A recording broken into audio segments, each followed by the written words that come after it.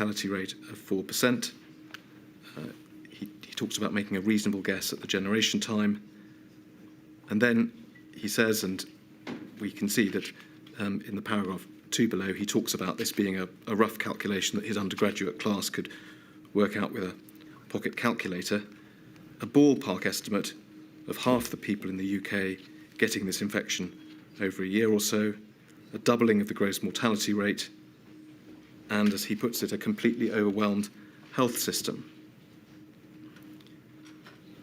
And then 2 paragraphs down, having asked the question, what's the right response, he adds, his words, that's not a worst case, that's based on the central estimates published by the World Health Organization. So we asked him about this, not a scenario, but, if you like, a prediction. And then if we look back one page, please, we can see,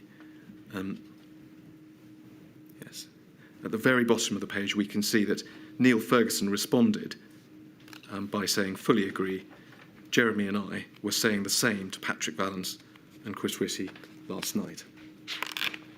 Do you remember that particular conversation or conversations with Jeremy Farrar and Neil Ferguson about that time dealing with this sort of analysis? I don't remember a specific conversation, but I had many conversations with both of them and others around that time. And it was very clear from the numbers that we'd already looked at in the first SAGE meeting we'd called that this had the potential to be really quite devastating. And the numbers of potential deaths and infections was extremely high. So I don't think there's anything in here that's terribly surprising. And it was indeed the case that we knew that if this got to the UK, if this spread around the world, that this would have a large effect. I don't want to split hairs, Professor, but you've used the word potential there.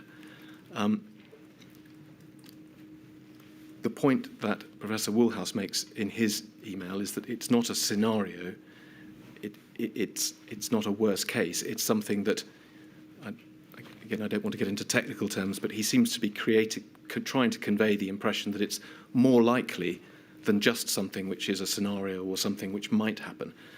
I mean, is that sense something that you shared at the time or not? Well, I don't think at that stage this had escaped China in a sort of uncontrolled way. So the first question was, would it fully escape China in an uncontrolled way? The second thing is that we didn't really know on the overall transmissibility as to whether this would be contained in the way that SARS and MERS had been contained at that stage. And so I don't think it was inevitable at that moment that this would spread. And you can see lots of opinions being expressed quite forcibly by people around then as to whether it would or wouldn't reach right the way across the world. And WHO, I think at this stage, hadn't declared it as a public health emergency of international concern. It certainly hadn't declared it a pandemic. So I think if it escaped and if it continued to behave with the numbers he said, then yes, that's true. But we didn't know that at that stage. And I think you can see actually by people's behaviours and even senior scientists' behaviours over the next few weeks that not everyone was behaving as though this was going to happen necessarily. Do you think they should have been? Well, I think it's very difficult to know whether this was going to be contained in China and elsewhere. And had it been, then it could have been shut down. And it wasn't. And it became spread much more easily than I think anyone had anticipated, much more easily than SARS and MERS, which were containable. And that's what was not known at the time. Right. Let me move on. I want to ask you some questions about this whole question of NHS capacity. As we know, and the inquiry has heard detailed evidence, the strategy which was adopted over this time has the mitigation strategy, as it's been described, contain, delay, mitigate. And within that context, if we can look, please, at paragraph 204 of your statement, page 65, I think it is. Yes. So, picking it up at the bottom, you describe, and again, the inquiry has heard plenty of evidence about the policy to flatten the curve, which is shown in that graph that we can see further up the page. You say you understood this to be a continuation of the existing policy goal once containment was not possible. And if we can go over the page, please. You say the graph shouldn't give rise to a false sense of precision. And then this, no minister defined a cut-off point for the number of infections or deaths other than by reference to avoiding the NHS being overwhelmed. And 2 points to pick up on that. Firstly, an issue you raise at various points in your different statements is that there was, I think generally throughout the pandemic and certainly in this early stage, a lack of clear understanding on the part of the scientists of what the government policy was. And to put it another way, the scientists lacked a baseline against which they could do their modelling and provide advice. Is that fair? Is that something that you raise and which applies at this time? I think, in a sense, there were three broad possibilities. One, that the disease could be contained and eliminated. The second, that the disease would run wild and not be controlled at all, and people would make no effort to do anything. And the third was to try and control it in some way to minimise the impact. And we didn't know at that stage whether it was fully containable or not. But once it breaks out, and by the way, the breakout of containment domestically is dependent upon the infrastructure you have, so the test, trace, isolate infrastructure. But once it breaks out, then my understanding from the beginning was the government did not want to do anything other than it didn't want to let it run riot. It didn't think it could get to zero COVID, and therefore it was to control it and suppress the numbers in reference to the NHS being overwhelmed. That was the closest we got to sort of understanding the aims, coupled with, as you'll see later, a desire from the government not to impose overburdensome restrictions on liberty. Yes. So my question is, on that first point, and maybe this wasn't a moment where you might have wished for greater understanding of policy, but might you have wished for more detail from the government about precisely what they were prepared to accept or not accept in terms of mortality, or was it enough simply to be told, we just don't want the NHS to be overwhelmed? Well, I think it would have been helpful to have that, but I also think, and I think I say this in my witness statement, we asked at several times to try and define a number, and nobody would give that number. I do think that's a very difficult question to answer. So mathematically, it's rather helpful to have it. It's actually a difficult question to answer. But at the what we had at this stage was NHS not being overrun. Yeah. And so moving from there, given that that was what you were being told, do you think that enough was done during February to understand what that meant and what an NHS overwhelm would look like, what the numbers involved were? I think the numbers, well, there was a lot done in terms of what needed to be, what the options were to reduce the spread. So quite early in February, work started on non-pharmaceutical interventions. Neil Ferguson in particular drew up a lot of modelling around that, what the different options were, and came up with a figure that others endorsed as well of needing to get a 75% reduction in contacts in order to try and really suppress this to the right level. So there was a lot of work done on the modelling. There was a lot of work done exposing those options into COBRA, including with the behavioural science input on that. And there was a discussion, which I think Boris Johnson puts in his statement, which he had with the CMO at the end of February on lockdown options and what the implications of those would be. So I think there was a lot of evidence that there were things that needed to happen in order to achieve this aim of suppressing the curve. I'm not convinced that there was a very effective operational response to that. A lot of work you described on understanding the growth rate of the pandemic and different MPIs that might be used to suppress it. My question is, running alongside that, if the policy direction was, yes, you must suppress it, but target is to keep it below the NHS. Was there enough work going on in parallel to understand what that cap actually meant? Thank you. Sorry, I didn't answer that part. We had great difficulty, when I say we, the modellers, had great difficulty in getting clarity on the NHS numbers. What we did know was that the NHS runs at pretty much 100% capacity, which is quite unlike most other countries. So we knew that the NHS capacity was likely to be very full anyway, and trying to get precise numbers on ICU beds and occupancy of other types of high dependency beds was pretty difficult during February, and I think it culminated in a meeting which I think I asked to be set up at the first day of March with the NHS modellers to try and see if we can resolve this logjam. Why was it so difficult to get the numbers? Let's just look, if we can, at an email exchange you had with Ben Warner. So this is 195863, please. Mr. O'Connor, you're coming back to what Sir Patrick meant by the operational response being not very effective? Yes, I think. This is an email exchange, Sir Patrick, late in February, the 27th of February, so a month or thereabouts after the email we saw with Professor Woolhouse, and well into the time, judging by your statement, that it was understood that NHS overwhelm was the policy aim, what you were supposed to be avoiding. And Ben Warner says to you, he's a little concerned the NHS didn't seem to know what they needed for their models, didn't seem to have started modelling, and then your response, you've been pushing them on this for the last 10 days or so. You think they've now grasped it as a meeting planned for Monday.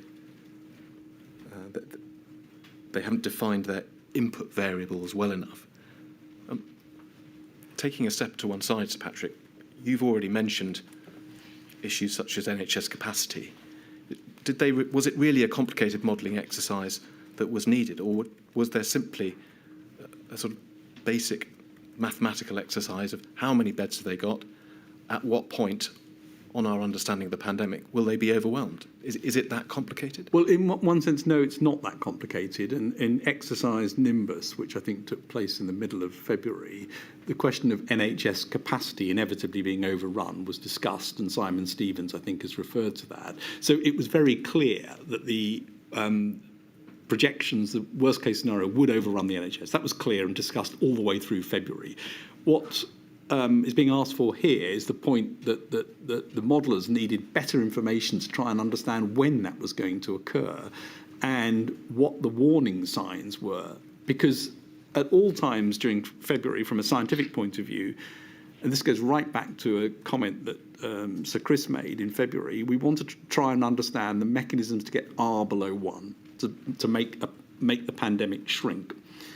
The question then was, when do you trigger that, and how deeply do you trigger it in terms of the number of things you need to have? That's what we were trying to understand, and the modellers needed the precise details to be able to understand what that looked like. So this was not an academic exercise. It was important for them to understand, and we thought it should be relatively straightforward to get these numbers. It turned out, like a lot of data flow early in the pandemic, it wasn't easy to get these numbers.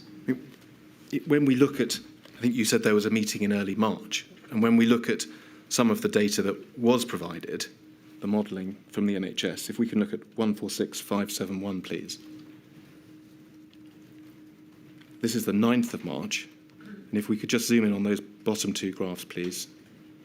The essence of it seems to be that there's a peak, this is the unmitigated peak, and that what someone has simply done is drawn a line relating to total NHS beds on the left and critical care surge beds on the right, and said, well, there you go, that's the point of overwhelm.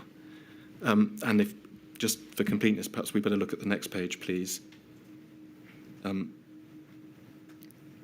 A different graph there, that's the mitigated peak. The same lines are drawn. It doesn't look, at first blush, as though that is an exercise that really needed to take weeks and weeks and weeks, and we don't know what the variables are, we don't know what the inputs are. It looks like someone has just said, well, this is how many beds we've got, we'll draw that line on the graph. Well, that's fine for this, and that was not what the modellers were asking for. But this is absolutely understood, and it was understood in Nimbus in mid-February that in a big peak, the NHS would become overwhelmed.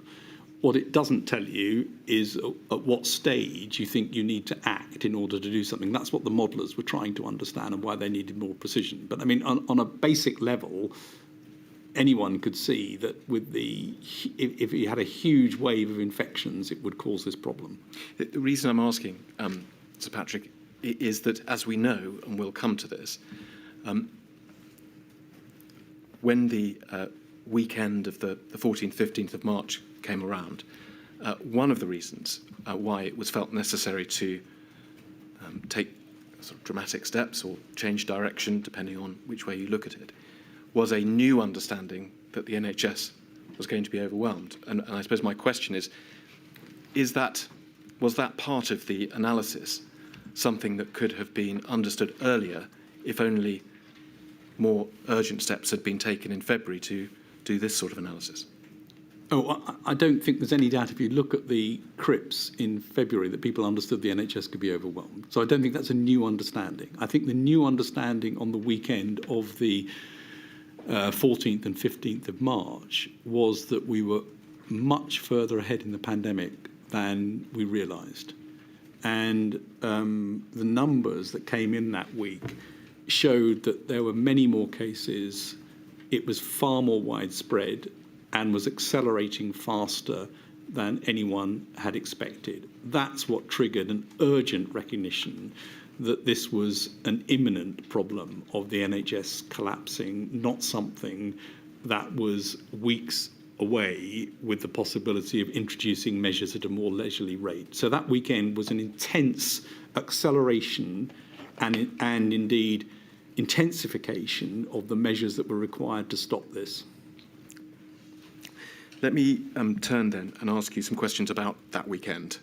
And by way of introduction, it's well understood that different people who were there seem to understand the events in perhaps a slightly different way. Some people regard it as being a time when measures were fast-forwarded or accelerated.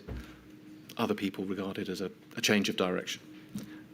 But certainly, I think, do you agree, it was, on any view, a time when decisions were either made or started to be made that a suppression policy, a policy of trying to keep the pandemic, the R number below 1, needed to be introduced, whereas previously that point hadn't been reached. Is that fair? Well, the plan right from early February was to keep R below 1 to stop it growing, but this was a recognition that this had to be really implemented very, very hard at that weekend in order to achieve that. So all of the measures needed to be put in place. Is that right, that the plan from the very start had been to stop the pandemic growing? We looked at those charts and we see a curve. I mean, flattening the curve is not the same as suppressing the virus, is it? I think ultimately it is a question of how far you want to suppress it. So you could suppress down to 0, which was never the aim. You could suppress a little bit, but you couldn't do that if that was going to overwhelm the NHS. And so the question was how far you needed to suppress it and at what stage you needed to do that. And I do think the focus on trying to get that timing exactly right was incorrect. It was an error to think that you could be that precise. That's a really important lesson that came out of this. I'm afraid you need to go early. Yes. Well, we'll come to that idea of yours, which you repeat in your witness statement. I want to ask you about a passage from Ben Warner's witness statement, please. So if we can look at paragraph 303, yes, we have it there on page 78. It's the final sentence. No, sorry, the final two sentences. He says, changing from a mitigation strategy to suppression midway would have been the worst of all worlds. And then this, from early 2020, we should have developed alternative plans, for example, lockdowns, after seeing the actions in China, or at least after Northern Italy. So his reflection, and it's one which is shared by some others in number 10 who we've heard from, is that the events of that weekend, in hindsight, suggest that they had previously been on the wrong plan, and that they should have been thinking about a different plan, a suppression plan, earlier. Is that your view? Do you think that is a valid criticism of the science or not? I'm not sure that he's criticising the science, actually. I think he's talking about the operational plan to deliver. So that the notion that you had to intervene, and there are multiple emails and charts and things that were presented at COBRA meetings as well, talking about the combination of NPIs that would be required to reduce the spread and to get R below 1. The question was when and how much to do it. And this, unfortunately, wasn't mirrored by an operational readiness. So the bit that I think is missing is whether the operational development of plans to do that at short notice were as advanced as they should have been, and they weren't. Are you there talking about things like test and trace? Well, test and trace for sure. We had an inadequate scale of facility to do that through Public Health England, but also the plans for introducing the NPIs. Right. I think, given that they're described quite early on, there should have been an operational plan to have those ready to pull the trigger on as soon as they were needed. And what we see is it takes quite a long time to get those actually working and to get the process in place to do that. I think that is a sort of learnable lesson that you should start earlier. And I think I take the comment Andrew Parker, the previous head of MI5, has said very clearly that he heard the warnings that we were giving in early February and took actions in that organisation to do things. I'm not sure that that urgency of action was as consistent and as reliable as it should have been across Whitehall at that time. You've focused your remarks very helpfully, very clearly on the operational, if you like, the implementation aspect of this. It may be that Mr. Warner was also directing at least some criticism towards SAGE and saying that SAGE should have thought more about lockdowns and more severe, more stringent NPIs earlier. As you say, it's ambiguous, but is that a fair criticism to make? Well, I think if you look at it, we thought a lot about NPIs. There's lots of work on NPIs, lots of work on the notion that you had to have lots of NPIs, you had to use them together probably, that this was going to be behaviourally difficult. There was links to the behavioural science group to look at that. All of that was done through February. Where we were wrong, and I think it's very clear, is our belief that we understood when to do that. It wasn't that we hadn't said do it and that this is going to be needed. It was that we thought we could understand when to do it.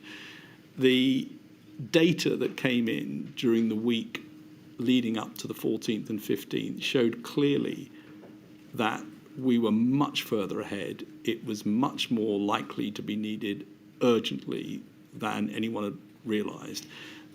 That's a data problem, but it was also, I think, a scientific problem in that you can't manage this with the precision that you think you can, and you therefore have to take different actions.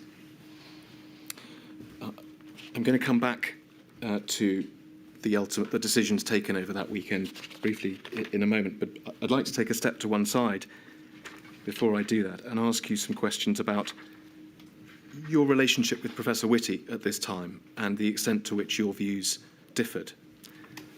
And if we can look, please, at 214802. This is an extract from Jeremy Farrar's memoir, one of those memoirs from scientists that you referred to, Sir Patrick, giving us an insight into events. Sir Jeremy, of course, was a member of SAGE during this time, was he not? Yes, he was. And he describes, we see the second paragraph there, a friction, as he describes it, between waiting and wading in.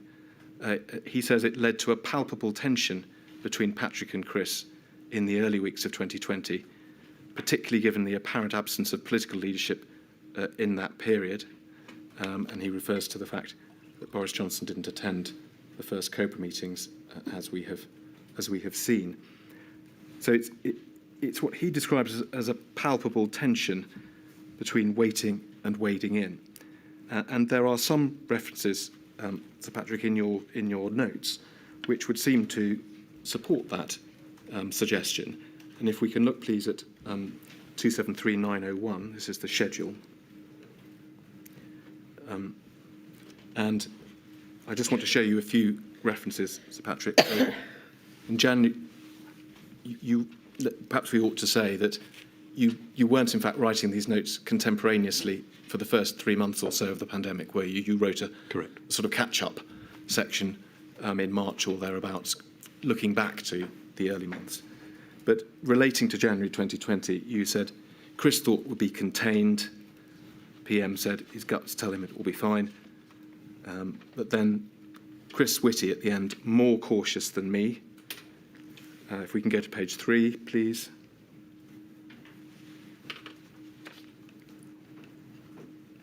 The last sentence or so, Chris Whitty worried about pulling the trigger too soon, cause harm, introduce some stuff on behavioural fatigue if you started too early. And then on page 582 of the schedule, there is an entry that you made much later on, but reflecting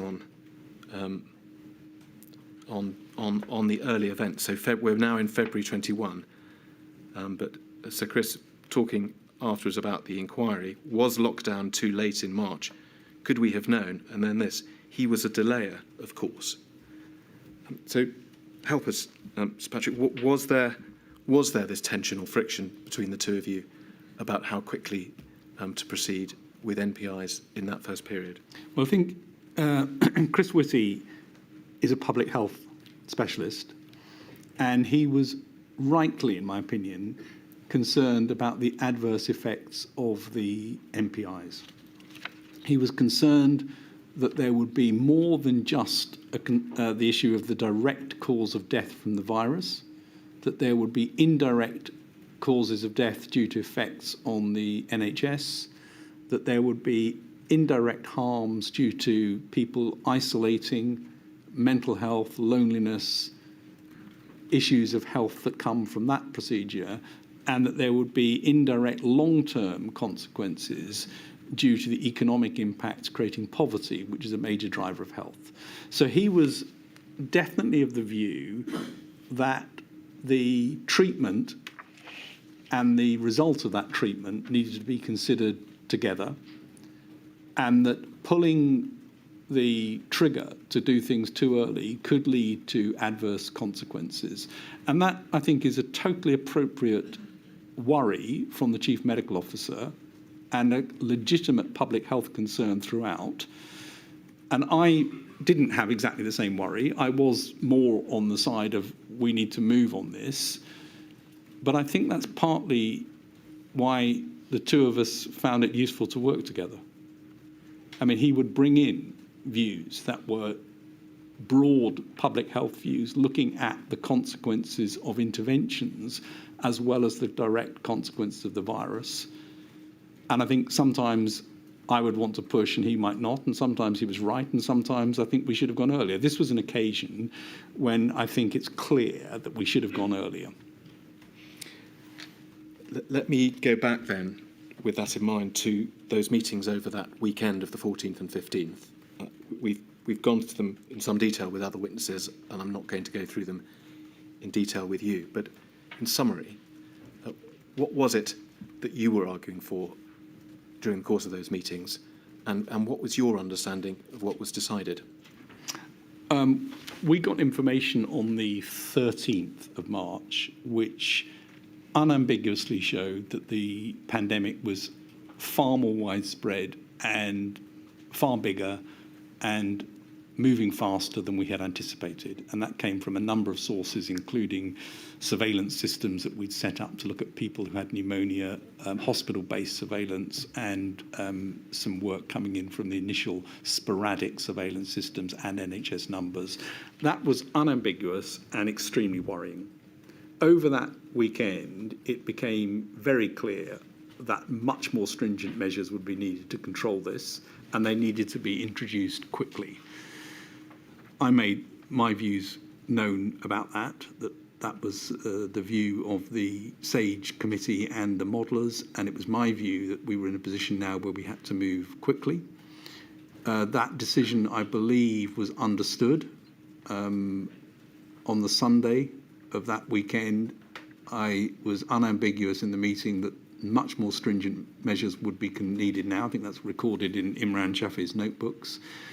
And the following day, when the Prime Minister announced that there would be voluntary measures to keep people from making contacts, I also suggested on that day that London was so far ahead that it would be necessary to possibly lock down London. So those were my views over that weekend. I think, frankly, on that weekend, an in-principle decision was taken that lockdown would be required.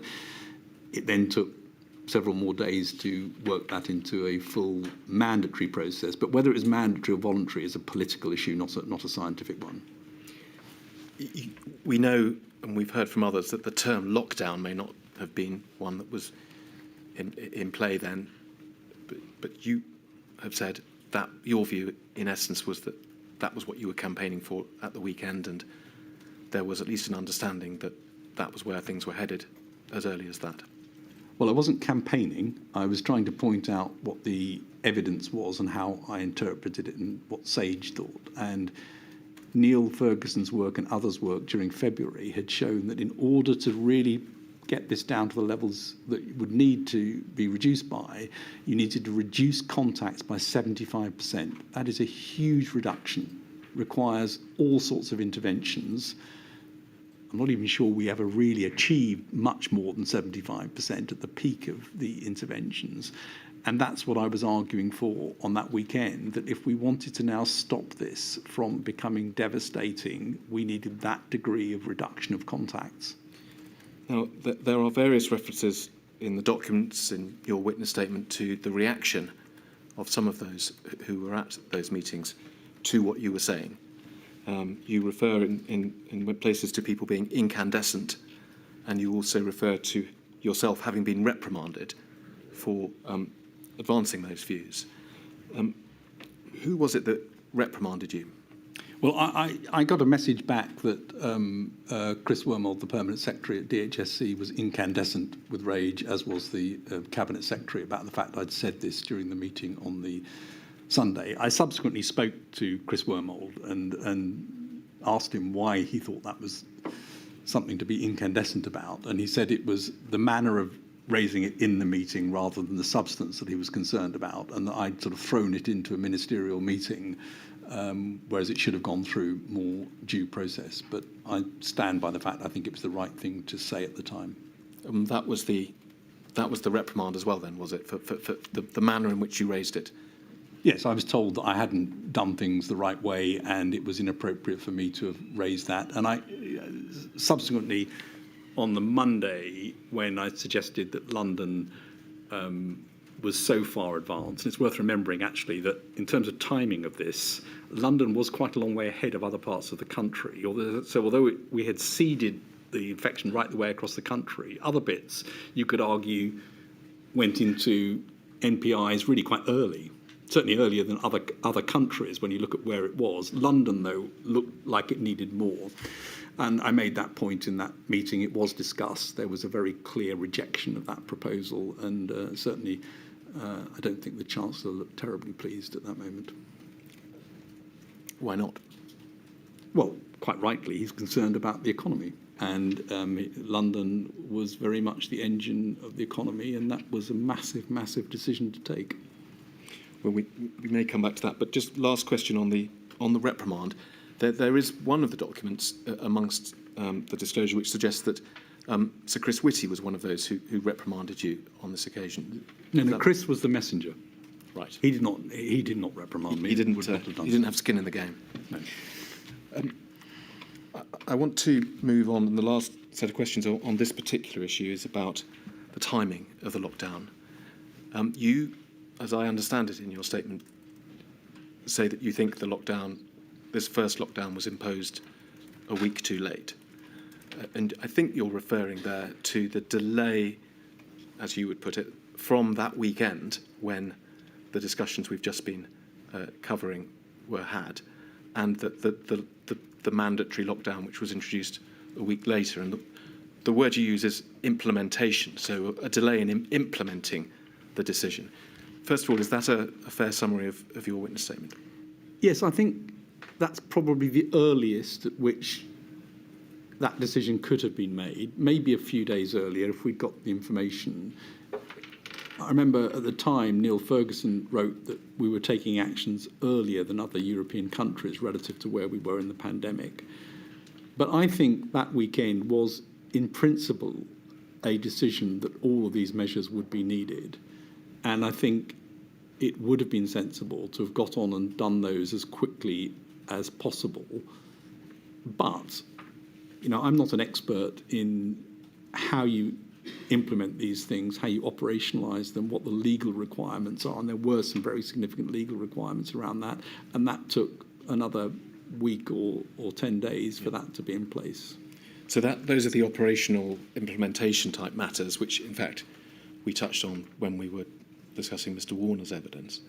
But what I want to press you on then is the period before that, bearing in mind what was understood about NHS overwhelm, bearing in mind the modelling and so on. Do you think that set of decisions, that understanding that was reached on that weekend, could or should have been reached earlier? Well, I've just said I think it could have been a few days earlier.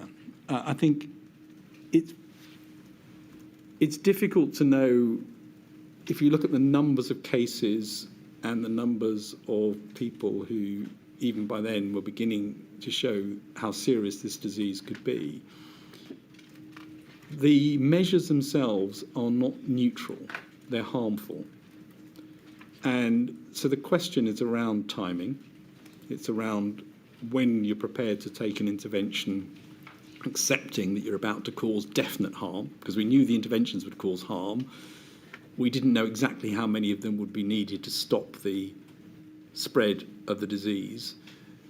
I think it's difficult, and I think other witnesses have said this, I think it's difficult to conceive that that would have been much before that weekend. I mean, maybe a few days, but we would have required very different systems. And it's worth actually doing the thought experiment to move to September, when we did know what the consequences of this virus was. We did know that the measures to restrict contacts worked, and we did know that you had to move early. And the number of infections and deaths at every stage for subsequent decisions were orders of magnitude, in some cases, higher than at that period in March. So I think, in retrospect, the March decision was earlier than some of the later decisions, even with the knowledge that came with that.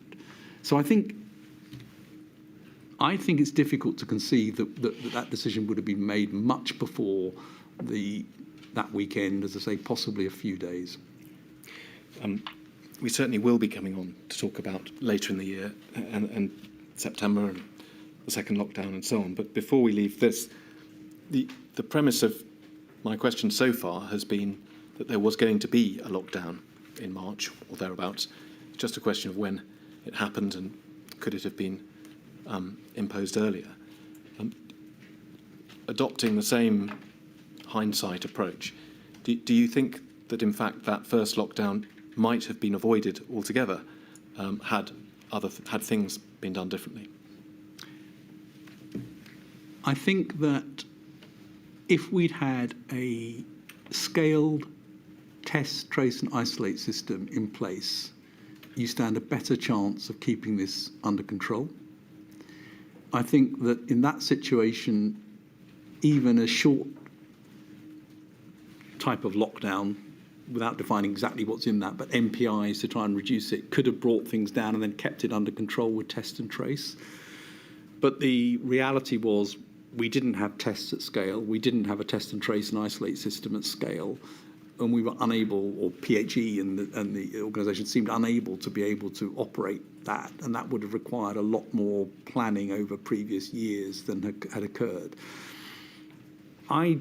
Even with that, because we got seeded so widely across the UK, not from China, not from the countries where people thought this would come from, but from Europe, with huge importations, and we can see this in the genomics. This is half term. This is half term. And we had a huge influx from Spain, France, and Italy over that half term and beyond, which meant that we probably had lost control. And test, trace, and isolate only works at low levels of prevalence and a high level of capacity in the system. So, sorry, that's a long answer, but I think with everything that we had in place or didn't have in place at the time, I'm afraid that the sort of ultimate option of trying to lock things down probably was the only route open at that time. Yes. Thank you very much. Sir Patrick, Molly, is that convenient? Yes, just before we break, Sir Patrick, as you know, we take breaks for everyone just to take the opportunity to take a breather. When you had this so-called reprimand, you said it was the Permanent Secretary at the DHSC, Christopher Wormald, and the Cabinet Secretary. Were they really more concerned about the process aspect of what you were saying than the substance, which was basically the dam has burst? That's what they said to me after. When I spoke to Chris Wormald about it and said, I hear you're very cross with me for what I said, his response was, there are ways of doing this that we need to do to make sure it's structured and ordered and it goes with a proper process rather than the fact that I'd said it as statement. And we agreed to differ a bit on that. But I mean, I won't ask you for your reaction to that. Very well. A 15-minute break.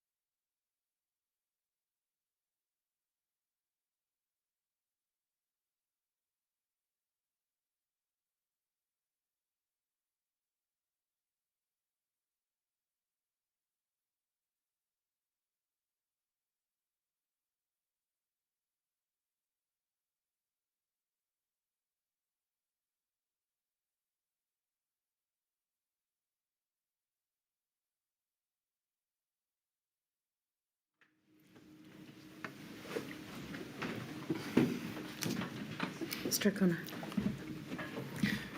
So, Patrick, I want to move on and ask you some rather more general questions about different aspects of the pandemic and the response to it. And first, I'd like to ask you about the words "following the science," the mantra. We'll see that other people's words, not mine, that we heard so much of, at least in the early stages of the pandemic. And I'd like to ask you to look at a section of the expert report that the inquiry received from Alex Thomas, or latterly at any rate, from the Institute for Government, and paragraph 120 of that, please, on page 35. And it's, as I say, paragraph 120 where we see his views on this issue. He says there was a blurring of policy decisions and expert advice, with ministers' mantra that they were, quotes, following the science, very damaging. The repeated assertion undermined the importance of ministerial judgment and the accountability of ministers for decisions. It made it harder for experts to set out their view, and the science implied that there was one single view, which was rarely the case. From the start, ministers and other government communicators should have been talking about being informed by, not led by, science. This is an issue that you touch on in your witness statement, but you don't perhaps go into it in quite as much detail as there. Do you agree with these sentiments? I do, and I didn't when it first happened. In other words, when it was first said we're following the science, my reaction was good, they're listening to us, because that's not always the case in government for the reasons I've laid out. But I think that the way in which this was both heard and possibly meant in terms of slavishly following the science, obeying it at all times, is completely wrong. I mean, you can't, and I can also totally agree, there is no such thing as the science. I mean, science by its definition is a moving body of knowledge that tries to overturn things by testing the whole time. So you say that when it was first used, you weren't opposed to it. Was it then something about the number of times, the repetition of it, or perhaps the circumstances in which it was used? I mean, at what point did it become a negative thing for you? Well, pretty quickly. I mean, initially I thought, good, they're listening to us and they want to hear the science. That is the right thing for them to do. But I think it became taken, both interpreted, I think, widely in the press, and again, possibly inside government as well, as a sort of direct following the science, a slavish following of it, which I agree, these are difficult ministerial decisions. They are precisely what needs to be taken by ministers to integrate the different forms of evidence and make those almost impossible judgment calls, which the science can't make and shouldn't make. Did you speak to Boris Johnson or others asking them not to use that phrase? I can't remember whether we did. They knew that this was damaging at one point, and I think they did. It did sort of get softened to we're being informed by, and I think the Prime Minister at the time actually says that at some point, that we're being informed by the science quite early on in March or April. I can't remember when. In her witness statement, Helen McNamara made the observation in this context that you would never hear a politician saying that he or she was following the economics and drawing that distinction. Do you think that one of the reasons why this phrase may have been used was because the politicians didn't feel comfortable about their understanding of the science, and so, if you like, they said they were following the scientific advice in a way that, as Ms. McNamara said, they would never say they were following economic advice? I think that is true. There's a great variability and largely an uncertainty and unfamiliarity with science in government.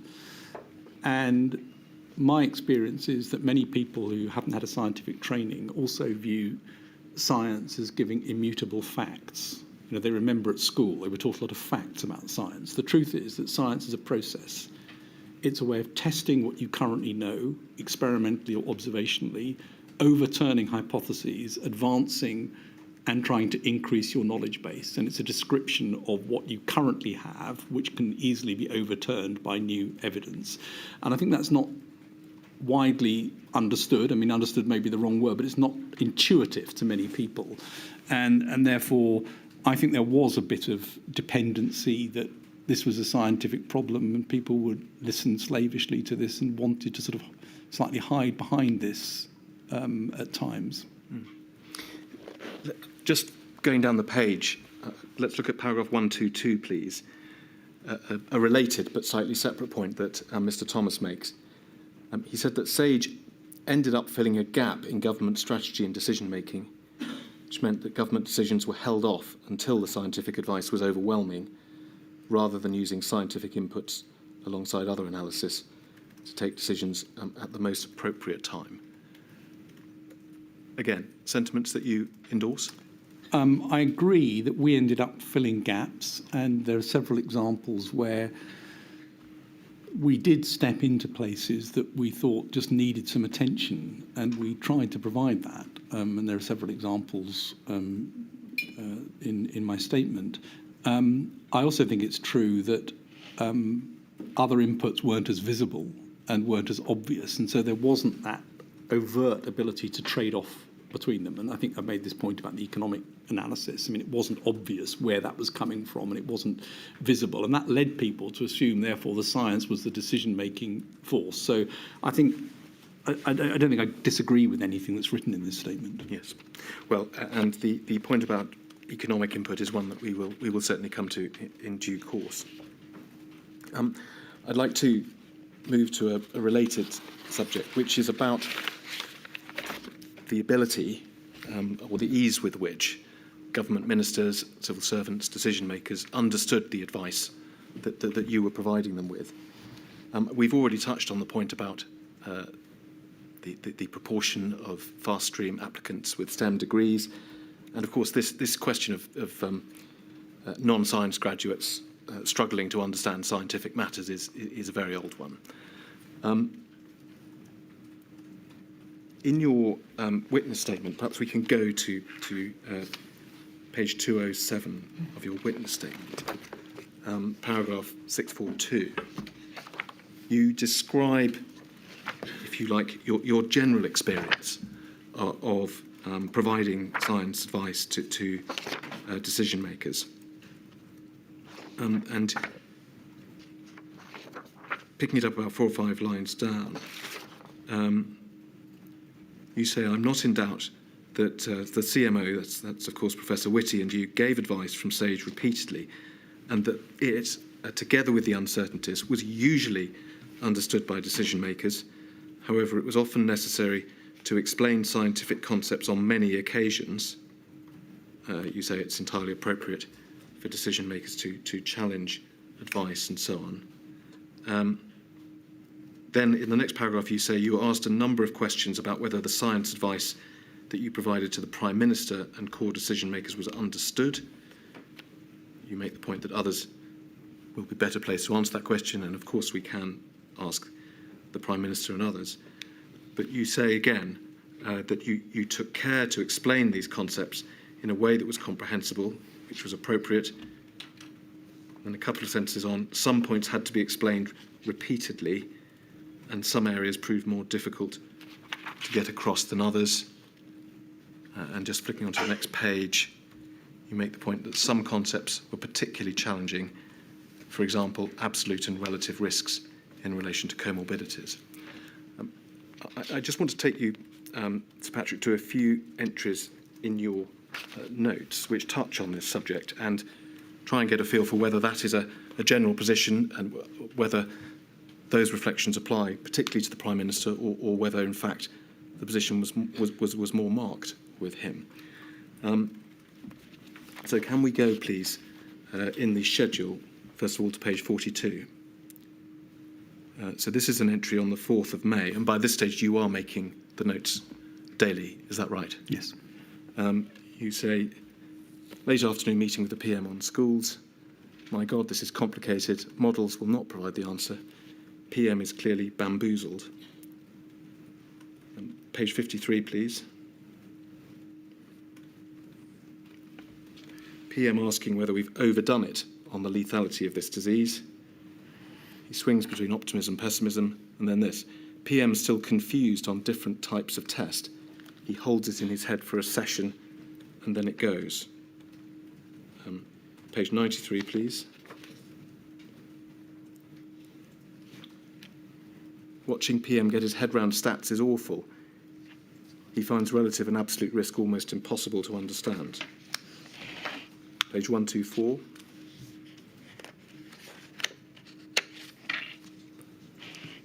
PM struggled with whole concept of doubling times, just couldn't get it.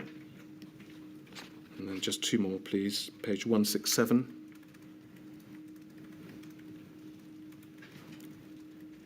This is from later in the year, September. Claire Gardner going through the PM graph, talked PM through the graphs. It's difficult. He asked questions like, which line is the dark red one? Is he colourblind? Then, so you think positivity has gone up overnight? Oh, and oh God, bloody hell. But it's all the same stuff he was shown 6 hours ago. And then finally, 389. This is now going forward to 2021. PM dashboard. Is that a reference to a meeting, dashboard meeting? Yes. Taken through the graphs, real struggle to get him to understand them. So the question then, Sir Patrick, is those paragraphs of your statement that we looked at. Yes, you talk about sometimes needing to repeat things and needing to explain things in detail.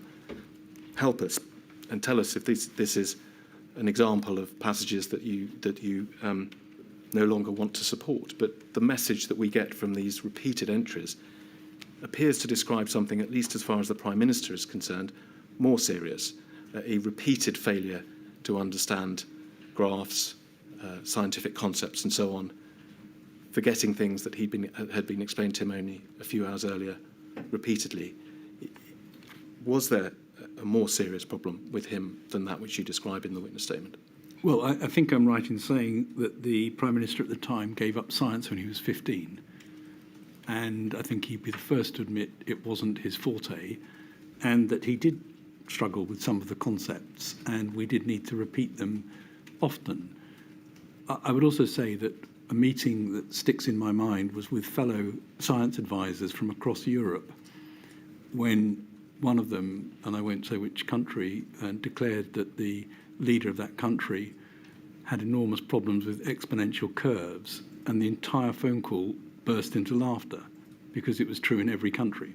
So I do not think that there was necessarily a unique inability to grasp some of these concepts with the Prime Minister at the time, but it was hard work sometimes to try and make sure that he had understood what a particular graph or piece of data was saying. And I'd learned from a number of meetings, including around climate, where there were certain things that would catch his eye and would work for him, and other things that wouldn't work for him. So there were ways of presenting the data that allowed him to get better access than others. Mr. Johnson, it hardly needs saying, was the man who was making decisions that had incredibly broad impacts on the whole country. And it was critical, was it not, that he did understand the advice that he was being given? Yes. We've been talking so far about the need to repeat advice sometimes, or to, as you say, use particular techniques or tags to help him understand matters. Was it ever the case that you had the impression that despite repeating things or despite explaining things in a particular way, he actually had completely misunderstood some of the advice that you'd given him? It's possible, but I think certainly when I left a meeting, I would usually be persuaded that we had got him to understand what it was we were trying to say. But as one of the extracts showed that you put up there, that 6 hours later he might not have remembered what was in that presentation. So I can't be sure that he kept it in his mind all the time as he was going into whatever the subsequent meetings were that designed policy. I would also say that I think, and I don't know, you'd obviously have to ask him, but I think he does have a technique of almost deliberately going to sort of a misunderstanding just to check that that somebody isn't in a different position, and that was something he would use from time to time. But I think there was a problem in scientific understanding, and it's not unusual amongst leaders in Western democracies. And he wouldn't be the only person who struggles with graphs. I confess to struggling with graphs myself on occasion. Let me just show you a couple more entries, Sir Patrick, just to try and gauge the issue here.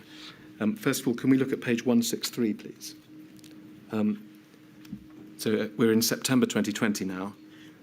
There's a reference to the Chief Constable saying the rules are too complex. That's the subject of different evidence we've heard. But then this PM looking glum. Then suddenly, and I take it this is a quote from him, is the whole thing a mirage? The curves just follow a natural pattern despite what you do. Incredulity in the room. The whole meeting carefully manages the PM. Is it always like this? Is that an example perhaps of him just being provocative, or did that demonstrate just a fundamental misunderstanding? It was a point that he raised on several occasions, and he would look at the peaks of waves of infection and ask, are the interventions we're making doing that, or is this what would have happened anyway?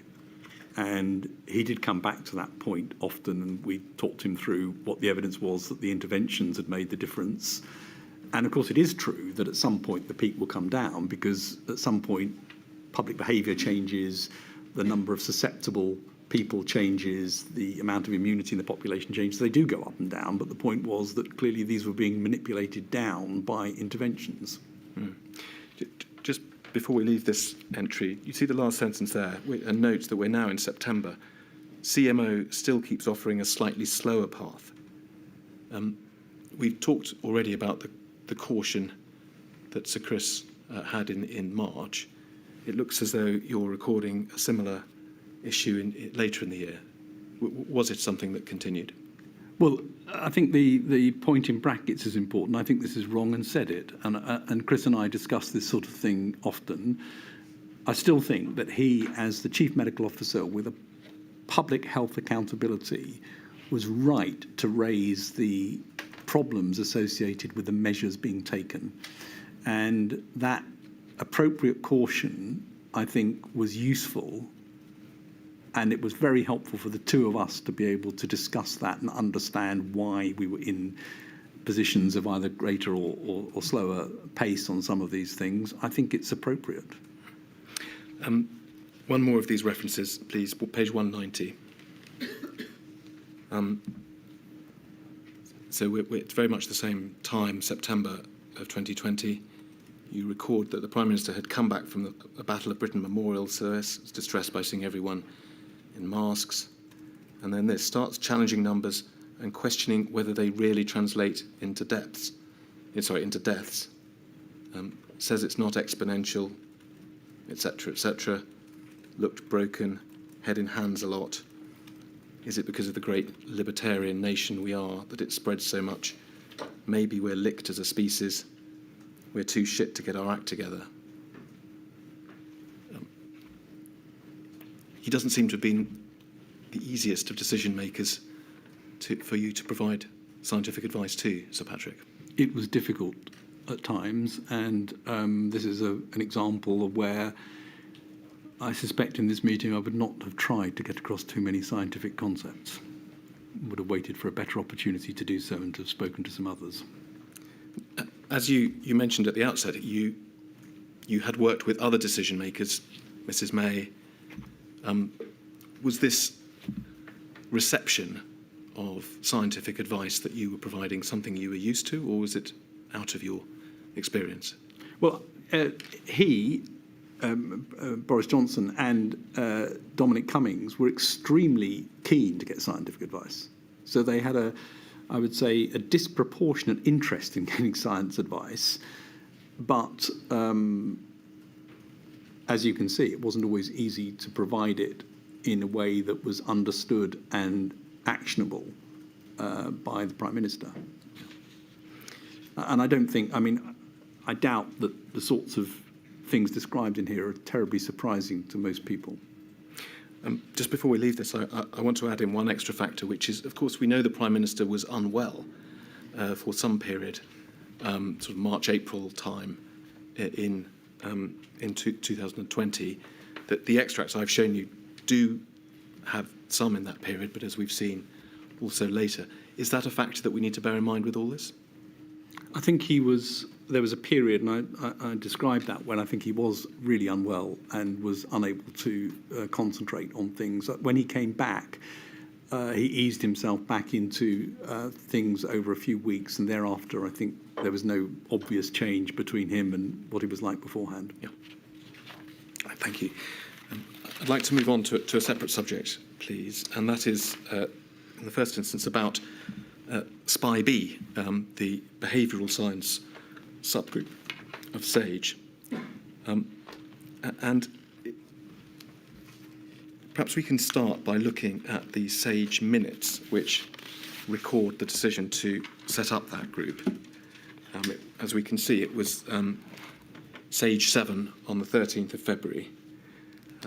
If we go over to the next page, we can see that you were there. I don't know, did you in fact attend every SAGE meeting during this period? I think I missed one.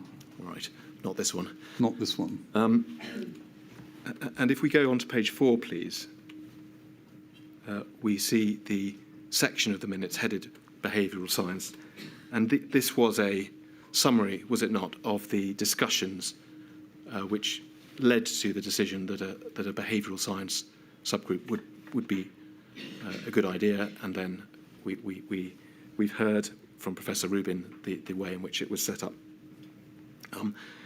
I wanted to draw your attention to one feature of these paragraphs without reading them all out, which is that there is a repeated reference within them to messaging. Do you see that? I haven't actually counted, but most of these paragraphs refer to importance of messaging and the link with behavioural science. Is it a fair understanding, then, of these paragraphs that part of the purpose of setting up SPI-B was to assist with the exercise of providing the public with appropriate messaging during the pandemic? Part of the reason for having behavioural scientists there, and by the way, I think James Rubin and Brooke Rogers, who were at this meeting, absolutely exceptional, was to make sure that the principles underlying messaging were understood. So it wasn't to design the messaging, it was to make sure that principles like collective ownership of things was important, like don't drive fear as the messaging vehicle, and those sorts of things were important messages. And SPI-B produced some really important papers on that. It's because of that around this time I introduced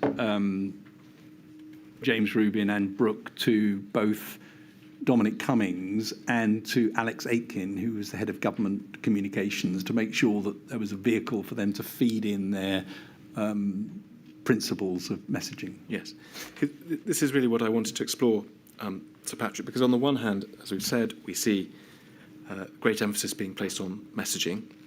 On the other hand, we asked Professor Rubin about the fact that the forerunner to SPI-B, which had been set up during the swine flu pandemic, was called SPI-B and C, the C standing for communications. And I asked him whether the lack of a C this time round was accidental. He said no, there was a deliberate decision taken that we weren't to be involved in communications. And it's fair to say, isn't it, that there is if you like, an inconsistency there to have on the one hand a committee which was at least one of its main purposes to be involved with developing messaging, and on the other hand to be told, but you're not having anything to do with communications. Is that a fair point?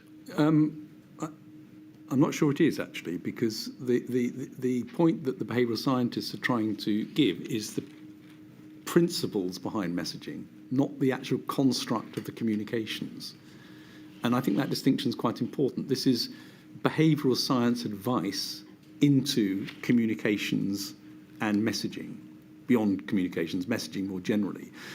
Those that link's an important one, and I think the ownership, though, of the actual communications had to be within Public Health England, within the public health system, within government communications, and where SPI-B could help was making sure that the principles were clear, and indeed, on occasions, I think they were brought in to help with specific messaging as well as individuals. But I don't think it, maybe I'm wrong, but I don't think it would be appropriate to have an academic group designing government communications. Well, I don't want to overstate this. Of course, one can see that in principle, providing the academic sort of direction is one thing, and designing the communications themselves is a different thing. But the evidence we heard from Professor Rubin and also Professor Yardley was that how it worked out was that, yes, they did the behavioural science work, but they couldn't see that being taken into account at all in the communications strategies. And in fact, they disagreed sometimes quite strongly with several of the main strategies that were rolled out. And I think when we spoke to Lee Kane, he said, well, I really paid more attention to my focus groups than what the behavioural scientists were telling me. So perhaps in principle, the division you describe is sustainable, but in practice, it didn't work, did it? Well, I think it's exactly the same as science advice and ministerial decision-making. So I think SPI-B gave very good advice on this. We introduced them to Alex Aitken, to Dominic Cummings, to others.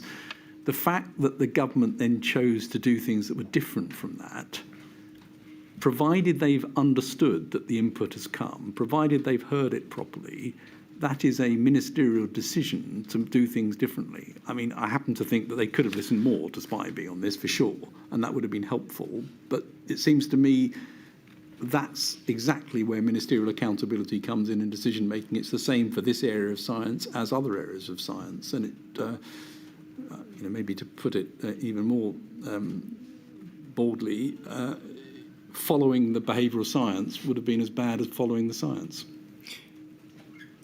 Are there, though, lessons to be learned for next time? I'm accepting your point that ultimately it's for politicians and their teams to either accept or reject advice they're given. It can't have been. It can't be regarded as a positive, can it? That the evidence we have heard is that one had a group of behavioural scientists suggesting one thing, and a group of communications people in Number 10 essentially ignoring them and getting on and doing their own thing. I mean, that can't be regarded as having been a successful outcome. No. Are there lessons to be learned for next time? I think there are lessons to be learned. One of the lessons which is important is to get the advice and the papers out quickly in the public domain, because then it's very obvious when ministerial decisions are deviating from that advice. Ideally, you'd like to know what other advice they'd received that meant that they'd gone down a different route. And you said that Lee Kane suggested it was focus group advice that he wanted to pay attention to. Again, that seems to me to be a decision that is one that the ministers and their officials can follow. But I agree with you that the advice from behavioural science needs to be prominent, clear, and accessible to everybody. And it wasn't a good outcome that some of these things were ignored. Let me move on and in fact pick up that theme. One of the solutions, or the solution you have suggested, is transparency, which echoes an approach you took with SAGE, which we'll come to. But it may be that some of the documents suggest that precisely one of the problems with SPI-B, and perhaps more broadly, was with scientists expressing their views publicly. And if we look, for example, back at the schedule of your notes on page 50, you say we're in May 2020. SPI-B had to calm them down about the role of advice versus decisions. So that, to that extent, clearly a division you've already explained. Immediately after another article in The Guardian with quotes from people and SPI-B disgraceful. So if part of the solution you're suggesting is that SPI-B's views should be made public, why was it disgraceful that they were doing that? This wasn't a spy bee, it was individuals in spy bee. And one of the problems that I think did occur was a very, very small number of people, 1, 2 or 3, made policy judgments very visible in the press, and statements on existing and planned policy, including on occasions even discussions that have taken place in spy B in the press. That had the effect of undermining spy B, and it undermined trust in spy B from within government. And my understanding from discussions with James Rubin and Brooke was that it also undermined the way that spy B worked sometimes, because people were concerned about expressing their views for fear that that was then going to appear in a newspaper. So I think there was, and this is my personal judgment, there was too much policy, too much commentary on things that even weren't behavioural science sometimes, on other aspects, and too many individuals who didn't distinguish between them as an individual and them as spy B and Sage. And by the way, they might have done that themselves, but it was not how it was ultimately portrayed. And I think it's very difficult to run a government advisory committee if things are perpetually being discussed in the press. Can I ask you about a different document, but it touches on the same issue, but this time in relation to Sage itself rather than spy B. So this is 232074, please. So this is, if we have the bottom half, this is a Treasury email which summarises a Sage meeting. It's a readout. And we see the first bullet point there. We don't need to go back, but we can see that the date was April 2020. It says Vallance started the meeting by highlighting he'd seen several reports in the media of Sage members commenting on the science behind the government's approach. He highlighted that this wasn't helpful and said that no one should be speaking to the media. Again, of course scientists were independent, and in that sense they had a right to speak to the media, but was this something, to go back to your point about spy B, which increases transparency and makes it easier for the government to be held to account? Or, as you're suggesting here, was it something that undermined the advice function itself and therefore ought to be discouraged or even prohibited? Well, I'm going to take issue with the minute, because the chair's brief and indeed the repeated commentary that I made at Sage was, any of you can speak to your own topic, your own expertise in the press, and should feel free to do so. So actually we had a very open policy to people speaking to the press about their own areas of expertise. We asked that people didn't comment on policy, because that then would confound the Sage remit with their policy views. And we asked that they tried not to stray into areas that were not their area of expertise, because that inevitably would reflect back on Sage. And we asked that they didn't report the discussions that were taking place in the meetings, because the minutes wouldn't have come out by that stage. So that's what the restriction was. It was absolutely not that people couldn't speak to the media. And if you ask Fiona Fox from the Science Media Centre, she would say there's been more scientists from government committees out speaking about their expertise and trying to help the media understand in this pandemic than we've ever seen before. So I think we actually actively encouraged where it was appropriate for people to go and speak about their own areas of expertise, but not policy. So I think you're telling us that that is not an accurate summary of what you would have said. Yes. There's more nuance to it than Yes. that, and that's what you've just given us. Yes. With that nuance, is it your reflection that that was the best way of dealing with this issue of how scientists should speak publicly without being able to stop them completely? Well, I don't know if it was the best. I mean, there may be better ways of doing it. I did know that it was very, very difficult when scientists spoke about policy and other areas, because it then undermined trust in the committees. And we saw that later in the pandemic with some departments and some ministers saying, I won't bring something to Sage because it's just going to leak and people will talk about it. And I know that, again, the Science Media Centre felt that we got it about right. So I'm not sure what more could be done here. I definitely believe that people should be free to speak about their own areas. And I also believe that it's very difficult for a government committee to operate if people are apparently reporting government advisory views in the press outside the formal mechanisms. It becomes really difficult to build the trust that's required to get influence inside government.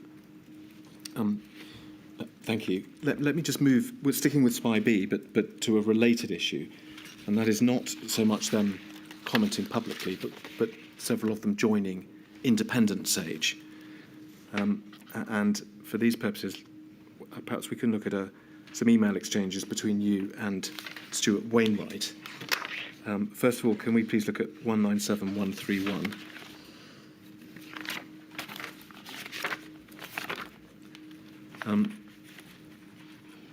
And here, just excuse me a moment. Yes, so if we look towards the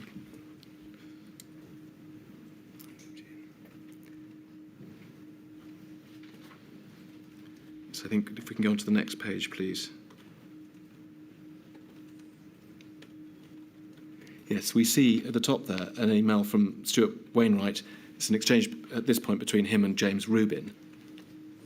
And you can see that they are discussing the fact that I think at that stage a small number of members of Spy B had joined iSAGE, independent SAGE that is, and Mr. Wainwright says it raises real issues of trust for policymakers in HMG in the ability to bring things to the committee as a, quotes, safe space. Do you see that? And then if we can please look at the email immediately before that, so perhaps back to the next page. You can see Professor Rubin, rather, saying that DHSC will presumably want us to adopt nerve tag style membership arrangements. And I think that's the appropriate time for a refreshed set of terms of reference. And then just before I ask you about this, if we can look at a subsequent email, this time it did involve you, 196969. We see an email 2/3 of the way down from you to Professor Rubin. James, the effect is that government departments are now becoming very wary of putting anything to Spy B because of a risk of leaks or misuse. We should think about how to deal with it. It's bizarre behaviour. And just for context, by this stage, rather more members of Spy B had joined independent SAGE. So a related problem, Sir Patrick, is what we see here, in effect, a chilling effect, that HMG becomes less willing to ask questions of Spy B because, in this instance, of a concern about whether that information will simply be passed to independent SAGE. Yes, I think that is what was happening. There were confidential papers that came to Spy B and to SAGE, and it was important that people who put those papers in knew that they weren't going to disappear somewhere else. And it was important that the outputs of those committees came to ministers with a chance for them to reflect upon them before it was widely articulated elsewhere. And I think I'm second to none in my belief of academic freedom, but if you join a government committee, it's slightly odd to then be on a committee that's set up to challenge the government committee. It doesn't seem quite right to me. And I think Kamlesh Kunti, when he gave his evidence, was very good on this and said that independent SAGE was very often focused on policy rather than science advice. And that seemed like quite a big worry, that we'd end up with a sort of policy advice organisation with direct links to some of the papers that had come confidentially to Spy B. So I was worried about it, and there are some examples where there was a chilling effect, where people didn't want to bring things to either SAGE or to subcommittees as a result of either this or indeed the transparency of publishing all of our minutes and papers. Yes. And again, looking forward and thinking about how As we stand now, some of these committees have been disbanded, some others are getting on with their work, but of course in an environment which is completely different. There isn't the blaze of publicity. We don't hear scientists debating these issues in the press all the time. But as you have said, there will be another pandemic, and we can imagine that similar circumstances might well arise. What have we learned from this experience? Are there ways of controlling what scientists do? And there was a reference to the nerve tag arrangements. Are those different? And is that a blueprint for the future? I don't know exactly what the nerve tag arrangements were, but we've definitely, as part of the SAGE development programme, developed guidelines on what you should and shouldn't do in terms of speaking to the press, and it's the rules that I've just said. Speak about your own area, please do. That's helpful to inform, but don't go outside that. And about membership of other organisations, that it needs to be declared up front, and there needs to be a discussion with the chair before it's agreed whether that's appropriate or inappropriate. The difficulty here was it just happened without anyone knowing about it, and then it became public, and it became very difficult to deal with. Thank you. Let me move on, although sticking with this theme of transparency, because as you've said, I mean, you talk in your witness statement about SAGE transparency. In particular, we know that at the outset of the pandemic, SAGE minutes, indeed attendees of SAGE, was not something that was published, and this was something that you took on yourself, and after a few months that changed and minutes and lists of attendees were published, and you describe that step in a very positive way in your witness statement. Is this right? You regarded it as important both as a reputational matter, but also, and I think this is the context in which you raised it with SPI-B, as a means of providing challenge and allowing people to understand whether the government had made appropriate decisions or not. Yes, I think we made the decision to publish minutes in March and then did the backlog catch up by May.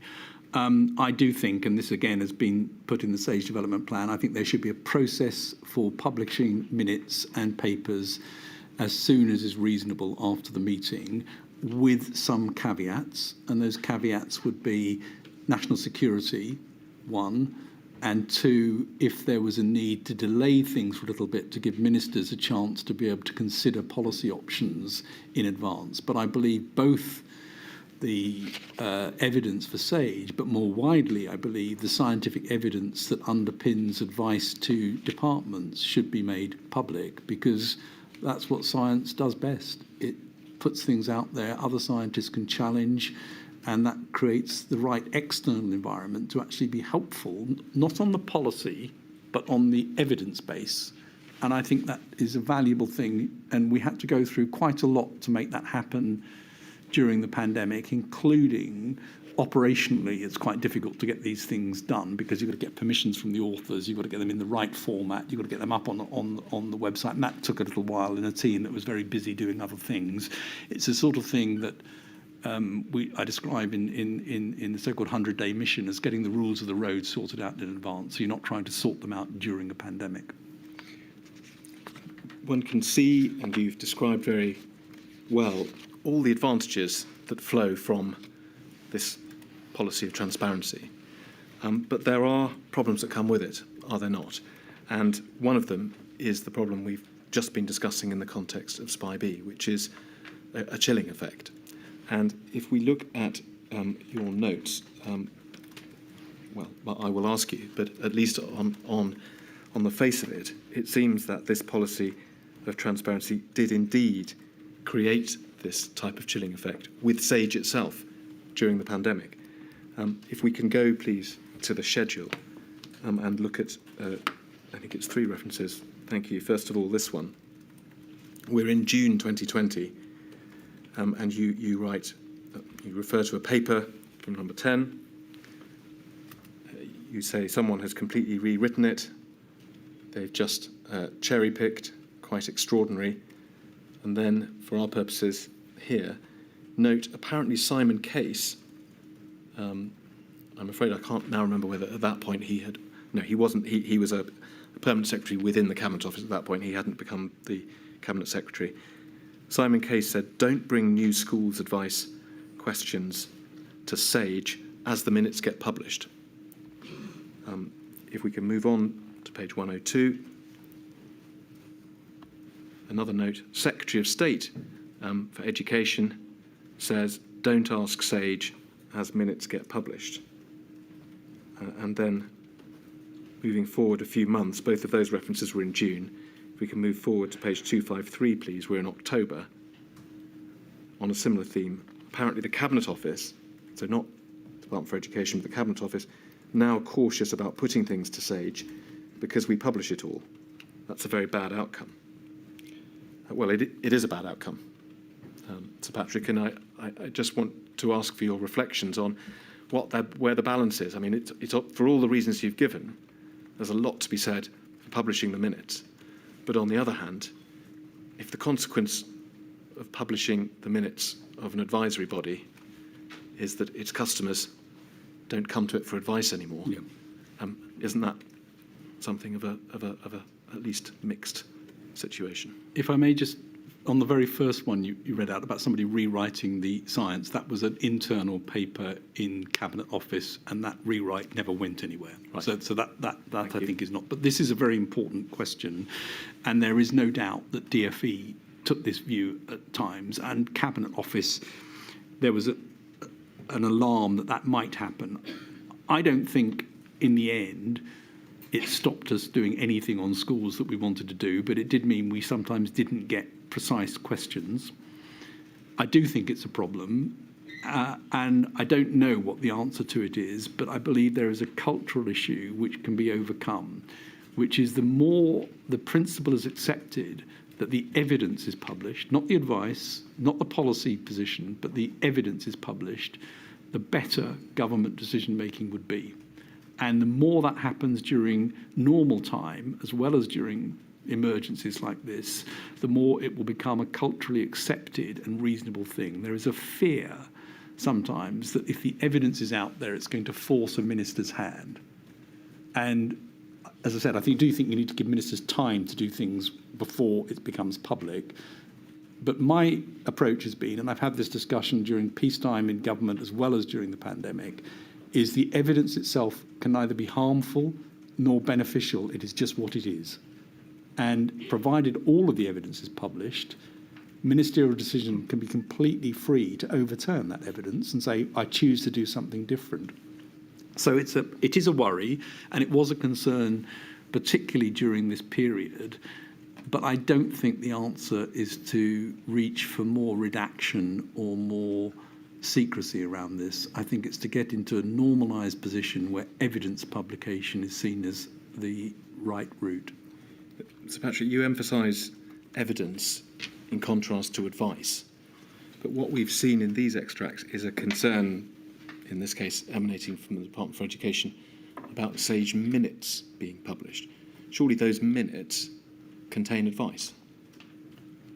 The minutes usually are containing evidence and have it couched in terms of if the aim is to do X, then the following would be necessary.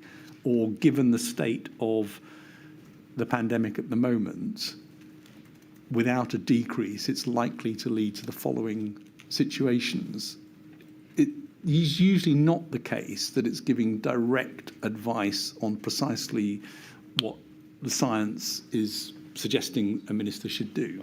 Mr. Patrick, we don't want to split hairs about this, but thinking about the practical situation that in this case the Department for Education seemed to have been in, the thought process appears to be, we have this policy that we're considering, why don't we ask SAGE about it? One reason not to ask them about it is that if we do, their minutes will record their discussion, and you can call it evidence if you like, but that anyone reading it will see, if this is the view they took, that they think it's a bad idea. And that will mean that if we go ahead with it, people will criticise us. I mean, that's the problem, isn't it? It is the problem. And again, I think the more you focus on evidence rather than advice, the easier it is. It is a problem. I don't know what the answer to it is. My instinct is that greater transparency is helpful all round. And my experience from the pandemic was that in the end, none of these came to be a problem. In other words, DFE did try and not bring things to SAGE. We overcame that, and they did in the end bring them, and we also did work on it. So they were bumps in the road, they weren't blocks. And I think Stuart Wainwright laid these sort of pros and cons out very nicely in his evidence. I would not wish to see less transparency of the science evidence. Let me ask you briefly, if I can, about a similar but slightly different issue. Here we're discussing the question of whether SAGE were asked at all about issues. There's another issue which emerges from the notes where SAGE were asked, but their advice was either ignored or even apparently attempts made to change their advice. Can we look at some entries in your schedule, please? First of all, page 56. So here we have your comment that we've been excluded from the PM's strategy meeting. Chris Whitty, no doubt, is sure that it's because the Economic Secretariat in the Cabinet Office want to be able to present things about reopening without us contradicting them. So perhaps that's, in fact, a little like the other ones we were looking at. Page 94, please.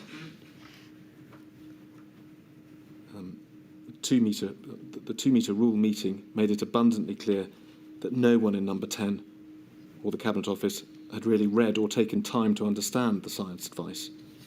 Quite extraordinary. Page 98, please. Number 10 pushing hard on releasing measures. They're pushing very hard, and then this, and want the science altered. We need to hold on to our hats. There will likely be a second peak. And then lastly, page 112. In the economics meeting earlier in the day, they didn't realise CMO was there, and the Chancellor said, it's all about handling the scientists, not handling the virus. They then got flustered when he chipped in. So a collection of entries, all of them, to be clear, in terms of date, around sort of May, June, July, reopening in 2020. The common theme is that either SAGE is being ignored, or it's not being asked, or even a suggestion that the SAGE scientists should be handled in some way, or that their advice should be altered. Help us, was there a feeling, perhaps particularly at that time, that perhaps you weren't being asked for your advice in good faith? I think there were definitely periods when it was clear that the unwelcome advice we were giving was, as expected, not loved. And that meant we had to work doubly hard to make sure that the science, evidence and advice was being properly heard. Now, it doesn't surprise me that there were meetings that we were not included in. That's normal. We were, as I said, in number 10 probably for 45 minutes or an hour, and there were things going on all day and political decisions as well. So it's not surprising that we were not invited to things sometimes. And it definitely is the case that there were times when, because we were giving unpalatable evidence and advice, people would rather not hear it. And I think that probably is a normal part of politics, and our job was to make sure that we weren't in the politics. We were continuing to make that advice as heard as we could make it. Did you, and this I now ask for your view on reflection, not writing your notes late at night, but did you feel that you were in some way being manipulated or handled, or that your advice was, people were asking you to change your advice?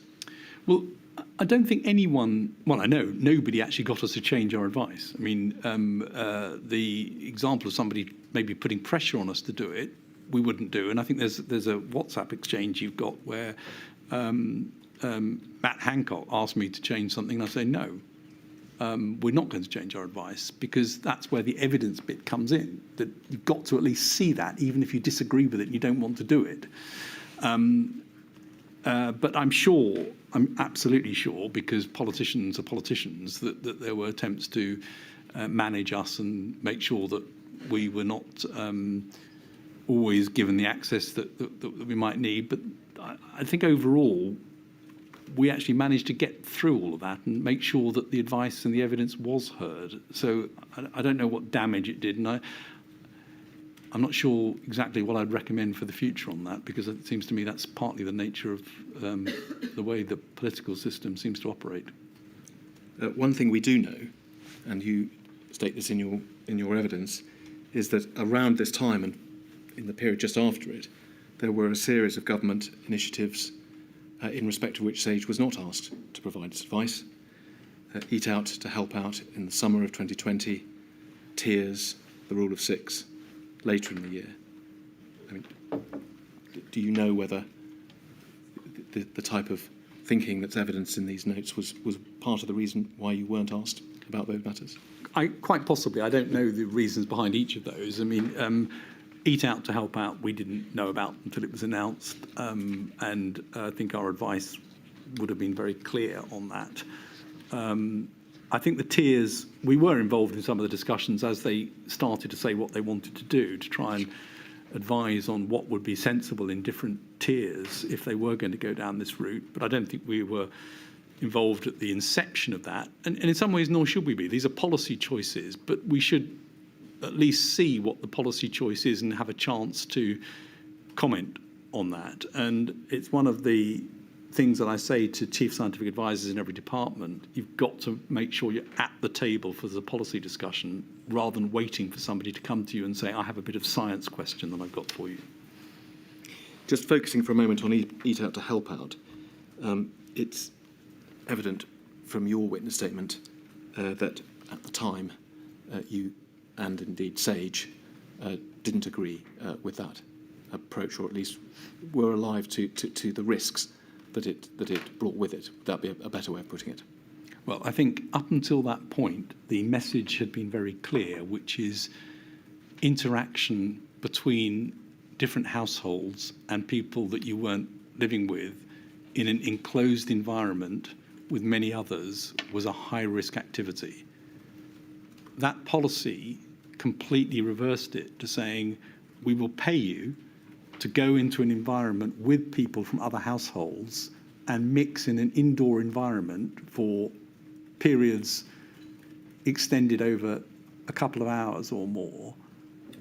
And that is a completely opposite public health message as a result of that. Now, it's quite likely that had an effect on transmission. In fact, it's very difficult to see how it wouldn't have had an effect on transmission, and that would have been the advice that was given had we been asked beforehand. Yes. Well, let me just take you to your statement, if I may. It's paragraph 648, page 209. It's the last sentence or so. You say, as I've discussed, SAGE, this is the point you've just made, was not asked to provide advice ahead of the Eat Out to Help Out scheme being introduced. And then you say this, but I think it would have been obvious to all involved that our advice would have been that this was likely to increase transmission of the virus. If we can hold that in mind, can we look at a paragraph of Mr. Sunak's witness statement, please? Thank you. And it's paragraph 317. And Mr. Sunak says, throughout the period at which Eat Out to Help Out was in operation and immediately prior to its implementation, I don't recall any concerns about the scheme being expressed during ministerial discussions, including those attended by the CMO and, no doubt, he means the GCSA. That's you. There's a certain inconsistency between your statement where you say that you think that it would have been apparent to everyone that you opposed it, and Mr. Sunak's statement where he says that you never objected to it. Well, we didn't see it before it was announced, and I think others in the Cabinet Office have also said they didn't see it before it was formulated as a policy, so we weren't involved in the run-up to it. And around that time, lots of measures were being released, and you'll see repeated references in various minutes and notes and emails, and indeed, I'm sure in my private notes, to our concern that people were piling on more and more things and that this would come to drive R above 1. And I think that was discussed at Cabinet as well, that was the concern we had. So I think it would have been very obvious to anyone that this was likely to cause inevitably would cause an increase in transmission risk. And I think that would have been known by ministers. And Mr. Sunak?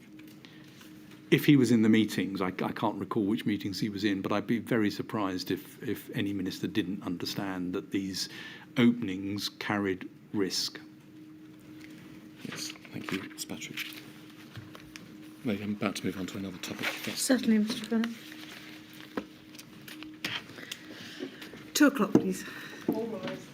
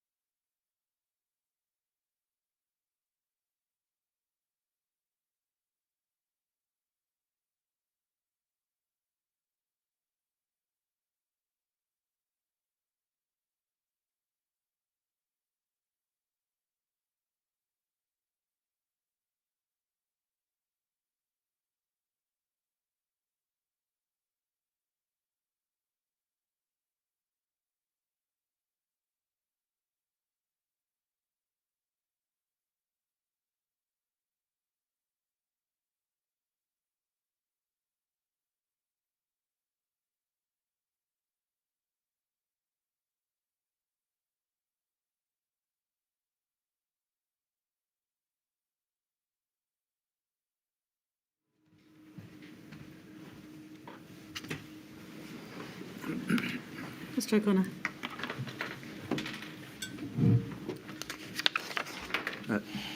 Sir Patrick, one of the matters we touched on this morning was the question of the advice other than sage advice, covering areas such as economics and societal issues, and how that fed into policymakers, both privately and publicly. And I want to ask you some questions about that topic. And I'd like to start by looking at another passage from Ben Warner's witness statement, something we asked him about a week or so ago when he gave evidence. And if we can look at paragraph 309 of his statement, please. He said this: "I felt that the biggest absence throughout the pandemic was the lack of economic modelling in decision-making. HMT, that's the Treasury, responsible for economic modelling, has a strong set of policy officials, but when it came to my interactions for all aspects of my work in government, I found that HMT was severely limited when it came to specialists in science, advanced analytics, technology or data." So Mr. Warner's view was that this was an important gap in the larger picture. That may be very much the same point that you were making in one of your notes. If we can look please at the schedule, page 522. This is late, this is on October 2021 entry, where you say, economic predictions, HMT saying economy nearly back to normal and Plan B would cost 18 billion, no evidence, no transparency, pure dogma and wrong throughout. Now, Sir Patrick, that may be one of those comments which is towards the frustrated late at night end of the spectrum. But am I right that essentially you're making the same point there as Mr. Warner was about the problems with economic advice feeding into decision making? Well, so I agree. That's probably the late night frustration comment. But I did think that there was a lack of transparency on the economic side, and it was difficult to know exactly what modelling had been done and what input there'd been to various assertions and comments made.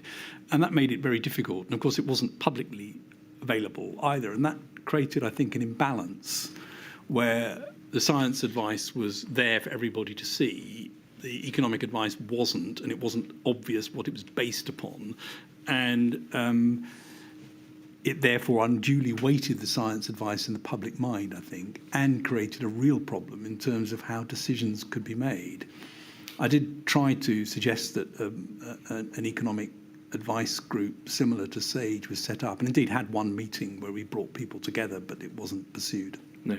Well, I'm going to come to that in a moment, and we'll look at some documents. But before we do that, I think what you're describing is, if you like, two different problems, albeit perhaps come from the same root. One is, which we can all see, there was an imbalance in terms of the public perception because, on the one hand, SAGE minutes were being published, and certainly there was no similar exercise with anything to do with economic advice or modelling. So, as you say, an imbalance there, and that led to the sort of public perception that you've described.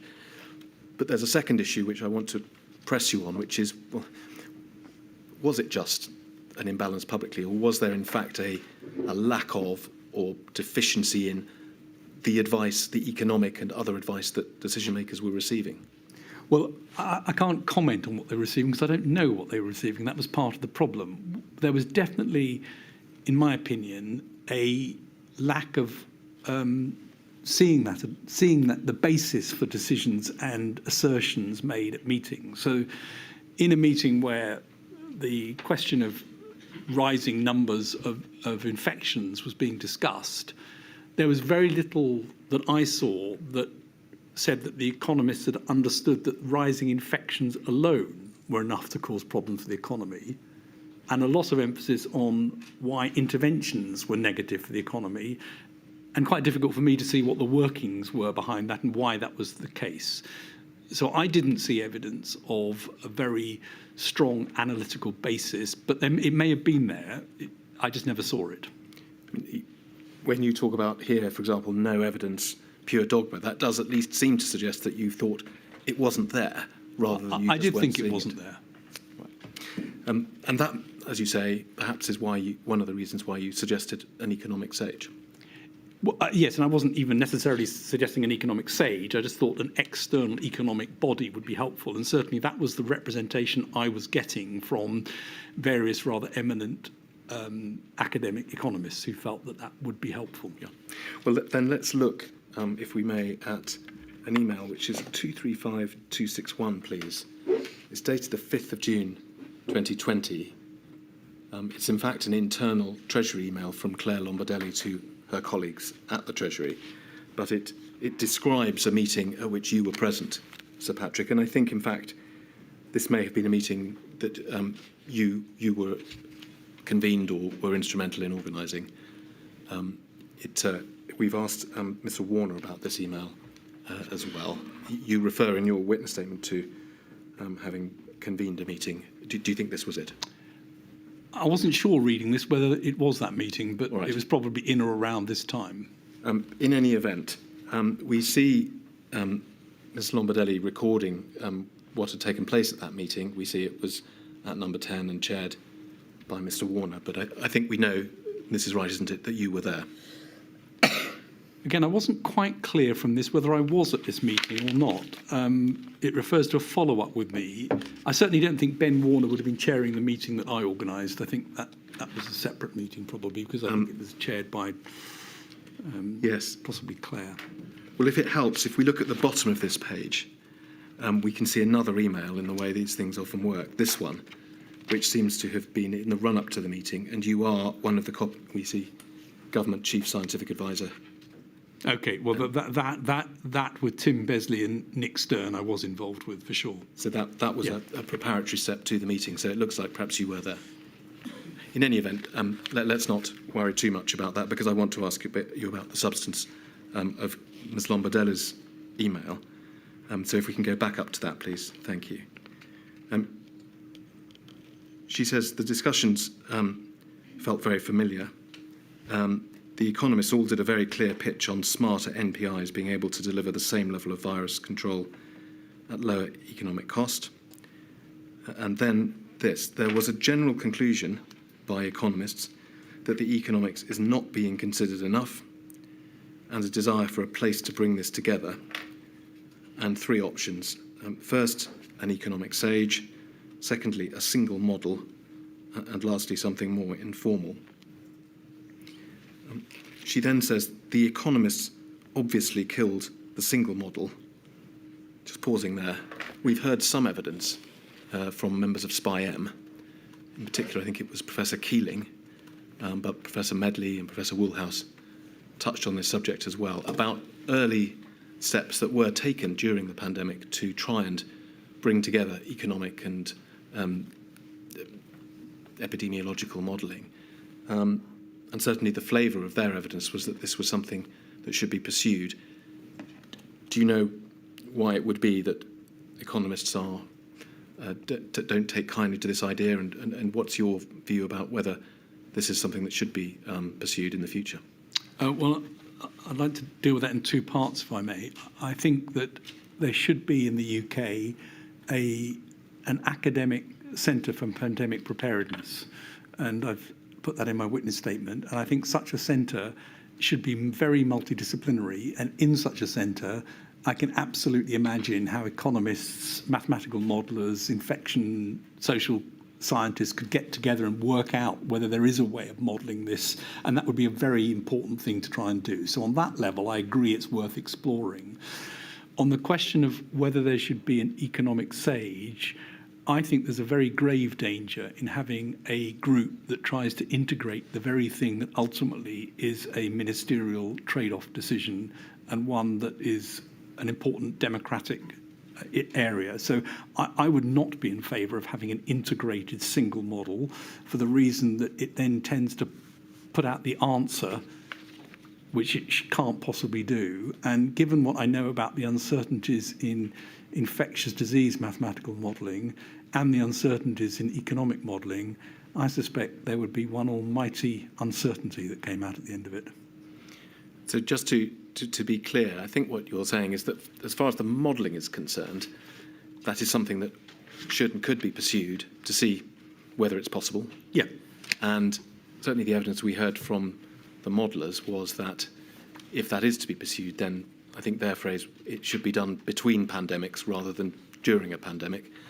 And that maybe take us back to the type of institution or academic body that you described. Switching focus to the SAGE idea, I think what you've said is that you are against the idea of, as it were, adding an economic strand to the existing SAGE. Is that Yes. your? What about separately having a separate body similar to the existing SAGE, which is more focused or entirely focused on economics, which may have been the suggestion here? Which I think that sounds sensible, and it's one thing that I would support. But, and I want to be an important caveat here, I'm not in Treasury. I don't really understand all the sources of advice they've got, and it may well be they've got similar advisory mechanisms going on. If so, I didn't see them. So on the face of it, I would be in favour of an economics SAGE type activity. You are in favour now, and I think it was the case, you said in your statement, you were in favour Yes. 2 years ago or so, 3 years ago, when this was discussed at the time. The message in the email is that this is an option that was going to be taken forward. We can see there it says it was agreed that Ben Warner would follow up with individuals, including you. What did happen to this idea back in 2020? Were steps taken to try and establish an economic SAGE? If I remember correctly, I think Simon Case pulled together a meeting at my suggestion, which may have been following this one, with economists to try and see whether that would work. But there was no take-up afterwards. So I think there was a single meeting and no follow-up. And I don't know what happened to this within Treasury. Claire Lombardelli would probably be the best person to answer that. In your witness statement, you say that your understanding was that the Treasury did not wish to pursue this idea. Well, that seemed to be the case. I can take you to it if you like. I don't know if you've looked at it, but as an IFG report that was published recently puts the position slightly more strongly in that and said they understood that the Treasury vetoed this proposal. Is that something that you can speak to? Or? I don't think I was aware that there was a veto. I mean, I was aware that nobody really wanted to do it, but I don't know whether it got as far as a sort of concrete written proposal and somebody said no. I suppose one of the possible criticisms of this approach, which would involve setting up a new body sitting alongside the existing SAGE, is that one might then say, well, if we've got an economic SAGE and an epidemiological SAGE, why don't we have a sociological SAGE? And one creates a sort of too many advisory bodies. Is that something which you think would have any force? I think, a lot of social science was included on SAGE and would be included on the economics SAGE as well. And I certainly asked the British Academy to do a piece of work in, I think, June 2020, looking at the COVID decade, trying to understand all of the ramifications. So there are other ways to get that. So I think you're right, it is a risk that you end up with a sort of plethora of these things. But I think that one and a science one does seem like a sensible approach, provided Treasury want it and will make it work. Otherwise, it will be not effective. Yeah. Before we leave this subject, you mentioned the Academic Centre for Pandemic Preparedness a moment ago, and it's something you've referred to more than once in your witness statements. Is there anything else you want to say about that in terms of how you imagine what it would cover, what it would address, how it might be set up? Well, there are several universities that are developing work for pandemic preparedness, and I think a single centre with a sort of hub and spoke model would work extremely well in the UK, and it could look at all the things that you would like to have looked at during normal times to make the input much more effective during a pandemic, and that could include everything from evaluating the effects of NPIs, which ones work, which ones didn't, how well do they work, what would you do differently, smart NPIs, different approaches to viral detection, surveillance systems, ways to understand pathogenesis of viruses. I mean, it should be a very broad activity. in my view, which should draw on existing groups rather than necessarily bring everyone into something which is only working on that, because you then have a huge amount of expertise brought into an area that's focusing on how one thinks about pandemics. And Oxford and Liverpool and others have suggested doing this, and I'm a strong supporter of the idea that this would be a useful thing. Would it involve government funding? Well, I think it should, and I think it should also involve UKHSA, because UKHSA is the body with the statutory responsibility for this area. And one of the things that I observed during this pandemic was that Public Health England didn't have the strong connections and science base that was needed. It had some very strong ones, but it wasn't as robust as it should have been during that time, through no fault of their own. But there was inadequate funding and inadequate links to various academic groups. Good. Let me move on to another subject, Patrick, although it's related, which is a sort of structural SAGE question of how the advice which is generated within SAGE and the subcommittees is communicated to ministers. And there are perhaps two linked issues. One is by what means is that advice communicated? And the other is sort of to whom or to what body should it be communicated? And it may be that we need to bear in mind the distinction between, if you like, the typical short-term emergencies for which the COBRA system was designed, on the one hand, and the type of pandemic that we're addressing on the other. Because in that first category of case, I think we can see that the existing system worked well. You have SAGE. It discusses issues that it's asked to discuss. It can produce a minute, and then the chair of SAGE, you or another, can convey that information in a fairly straightforward way to a COBRA meeting. And both of those issues, therefore, that I mentioned are addressed. The difficulties, perhaps, come from the pressure that was put on that system by the much larger scale and the much longer duration of this pandemic. Before I go on, do you agree that those are the issues? Yes. And so starting with the question of the means by which the advice is communicated, several witnesses who've given evidence to the inquiry have commented on the great pressure that was put on you and Professor Whitty as it were, the conduit for advice from SAGE to decision makers. All of them, I hasten to add, endorsed your hard work and ability to undertake that task, but they said, they have said, that both because of the enormous amount of work that was being done by SAGE and all of the subcommittees that were sort of corralled underneath it, and the duration, that in fact it was really an enormous task, perhaps too big a task, to expect the two of you to be that very narrow point of connection in terms of explaining and passing on that advice orally to decision makers. What are your comments on that, and should we be thinking of a different model for the future? I think you have to have a point of connection from SAGE, which is one or two people, into the system.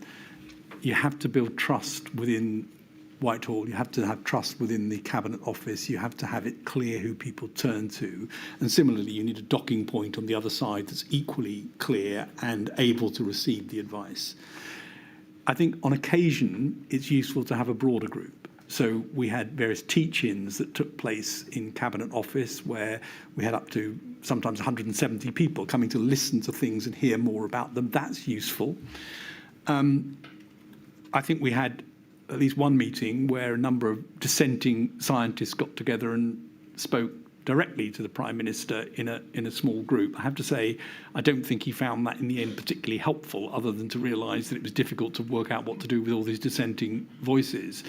So I think it's not practical or realistic to assume that you can have groups of scientists just pitching up to talk to the Prime Minister or to the Cabinet Secretary without some structure around it.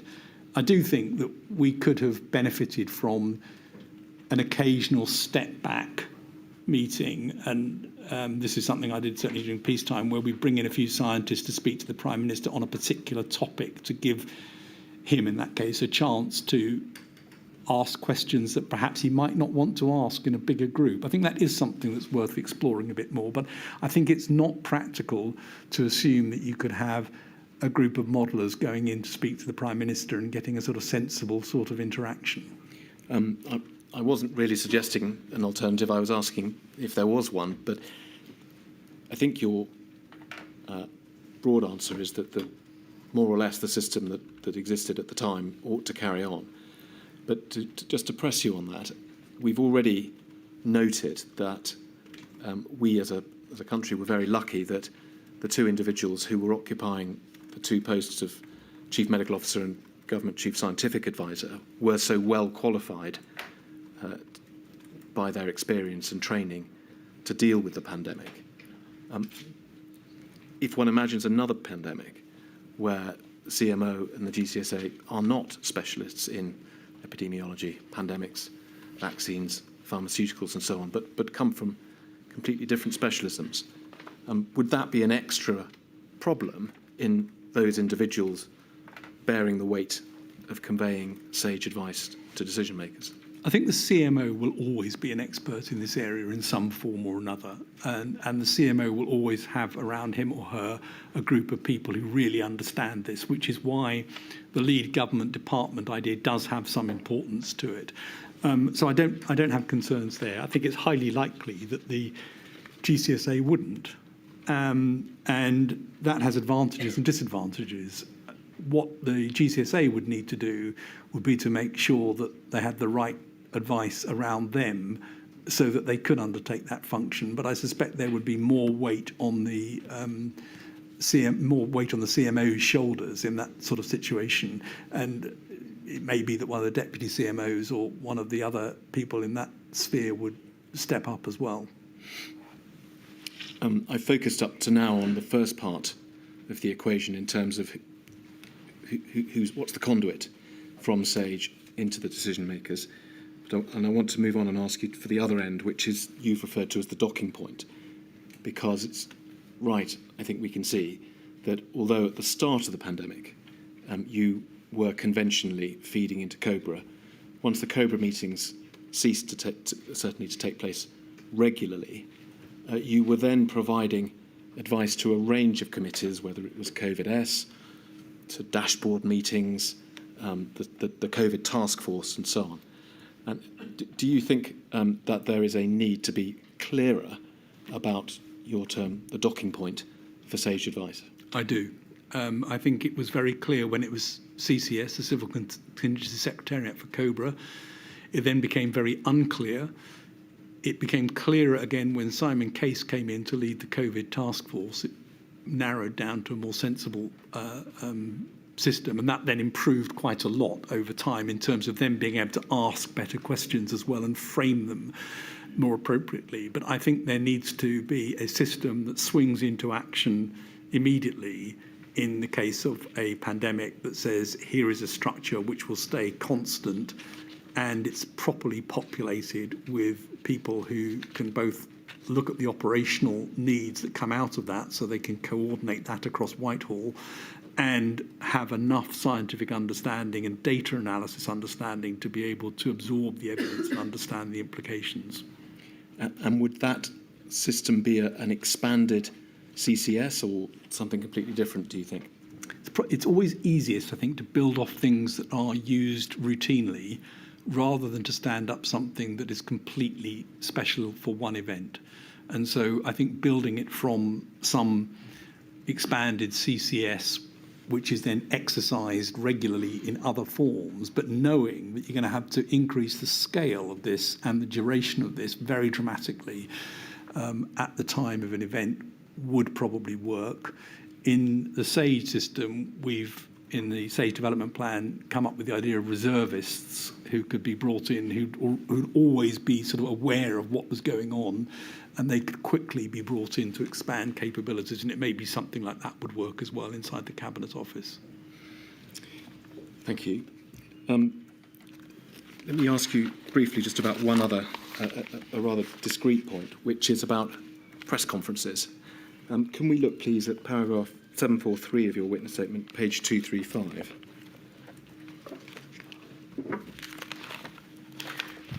We, of course, all, Sir Patrick, remember your appearance. I don't have anything on my screen. No, I'm sure if I'm supposed to. We have confidence that it's coming. There it is.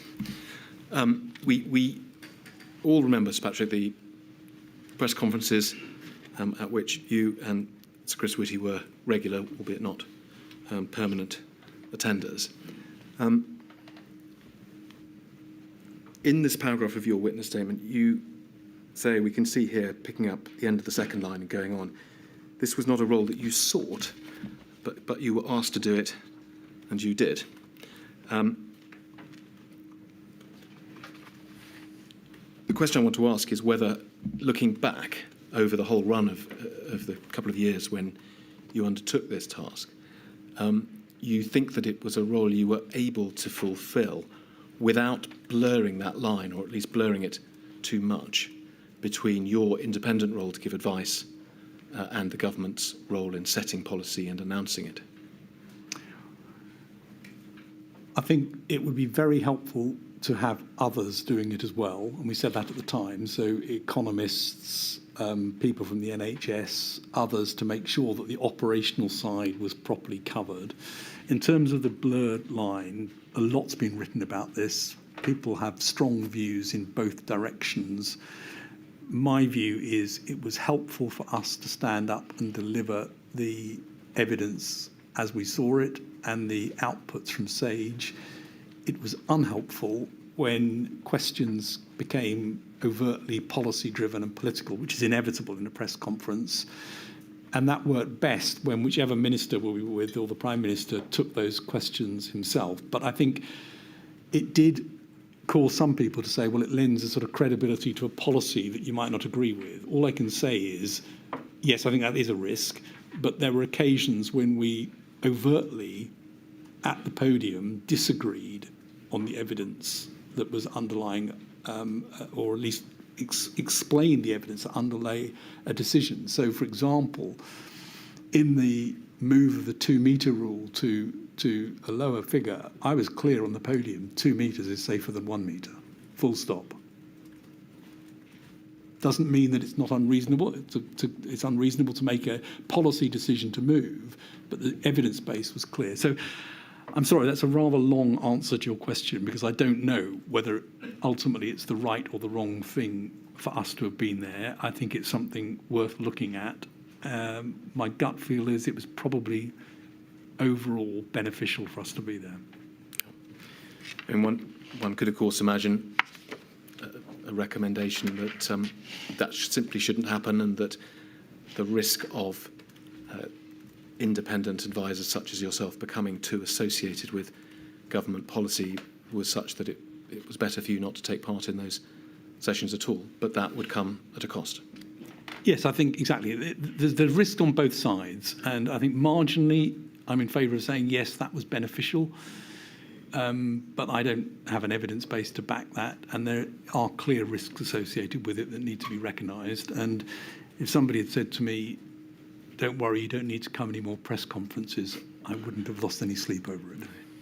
Well, I may come to ask you one or two more questions about press conferences before we're done, Sir Patrick. But one of the risks too, presumably, is the risk of abuse about which Sir Christopher Whitty spoke during Module 1, the abuse that some of you and your colleagues suffered because you've been associated with the policy decisions. Yes. I think that's a risk that's going to occur anyway, and it was very real during this pandemic for a lot of us, and something that needs careful thinking about in the future. And for certainly some members of Sage had that as well, even though they were somewhat distant from the direct association with politicians. Sir Patrick, I want to move on and ask you some questions about events in the latter part of 2020, and to start with questions about the segmentation policy or suggestion. And as an introduction to that, really just to take you back to the line which you mentioned earlier, and which is repeated several times in your witness statement, about the learning you took from that whole experience about, well, I'm not going to say it because there are some quite careful words you use in your witness statement. I'd like to show you them. It's page 71, paragraph 225, please.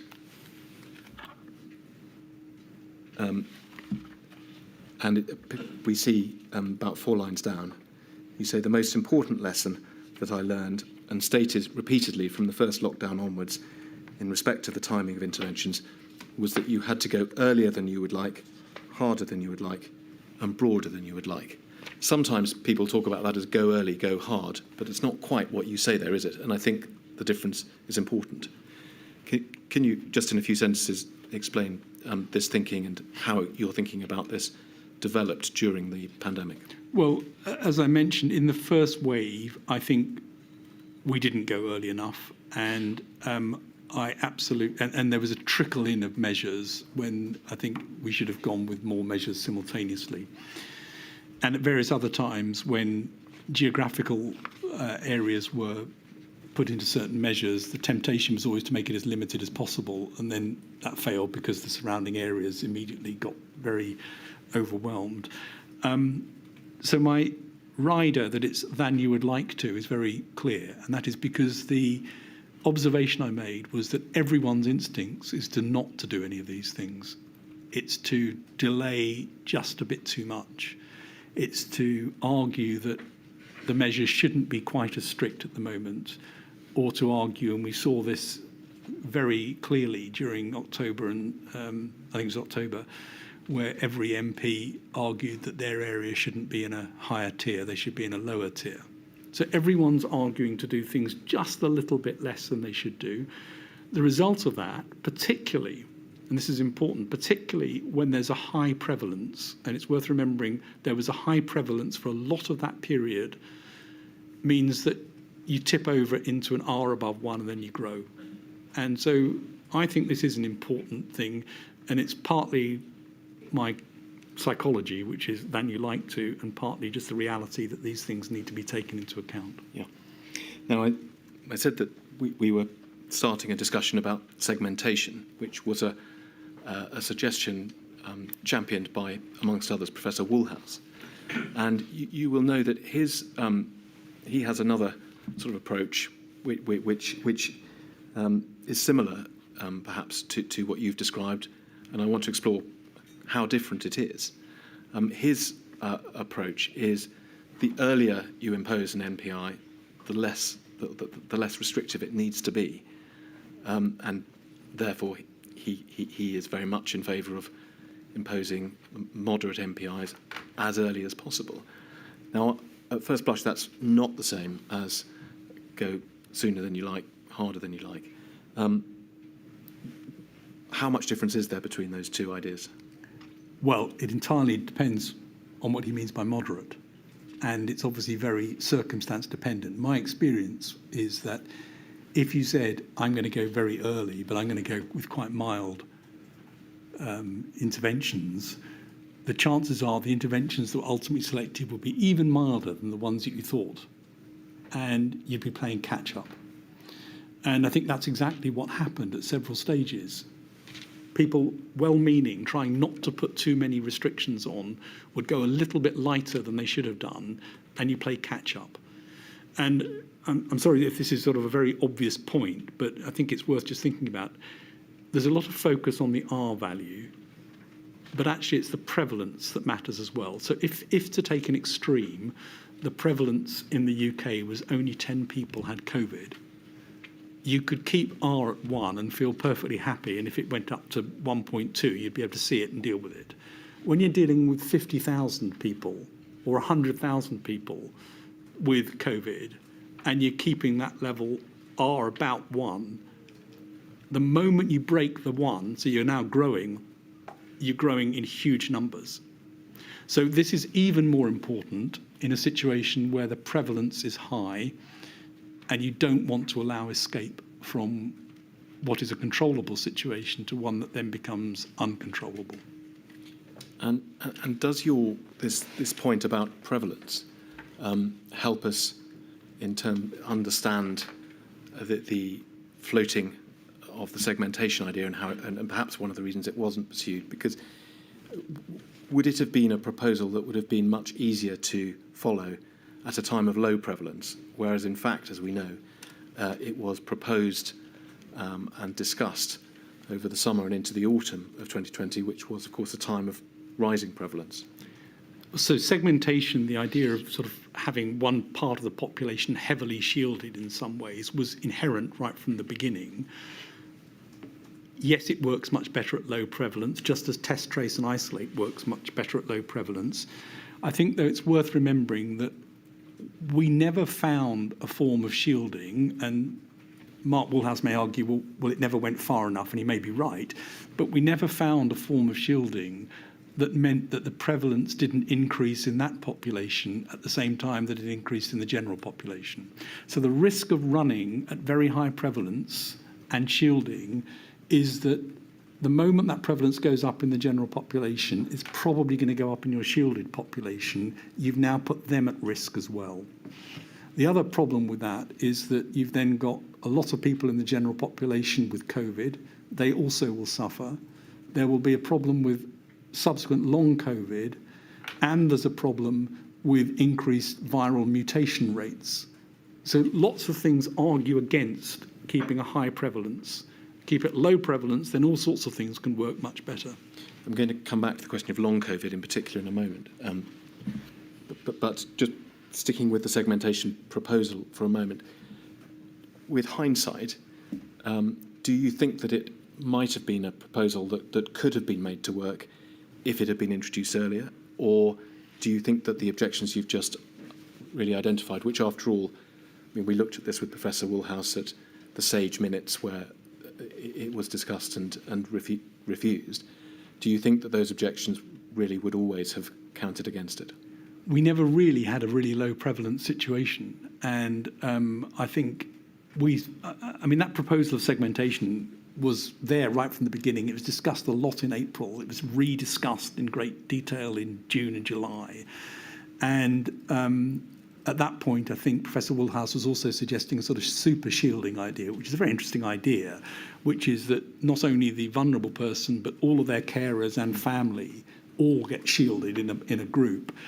And we were worried there that the added complication was that would place most burden on multi-generational households, very often in poor situations, and indeed ethnic minorities where we know multi-generational households are more common. So we were worried that there were all sorts of problems with this in terms of how you would do it that would ultimately lead to a worse outcome for the shielded population, not a better outcome. But I think the idea of segmentation is a very interesting one. It's the sort of thing that needs to be looked at, and my view is it's much better to try and get that in at a low state of prevalence than at a high one.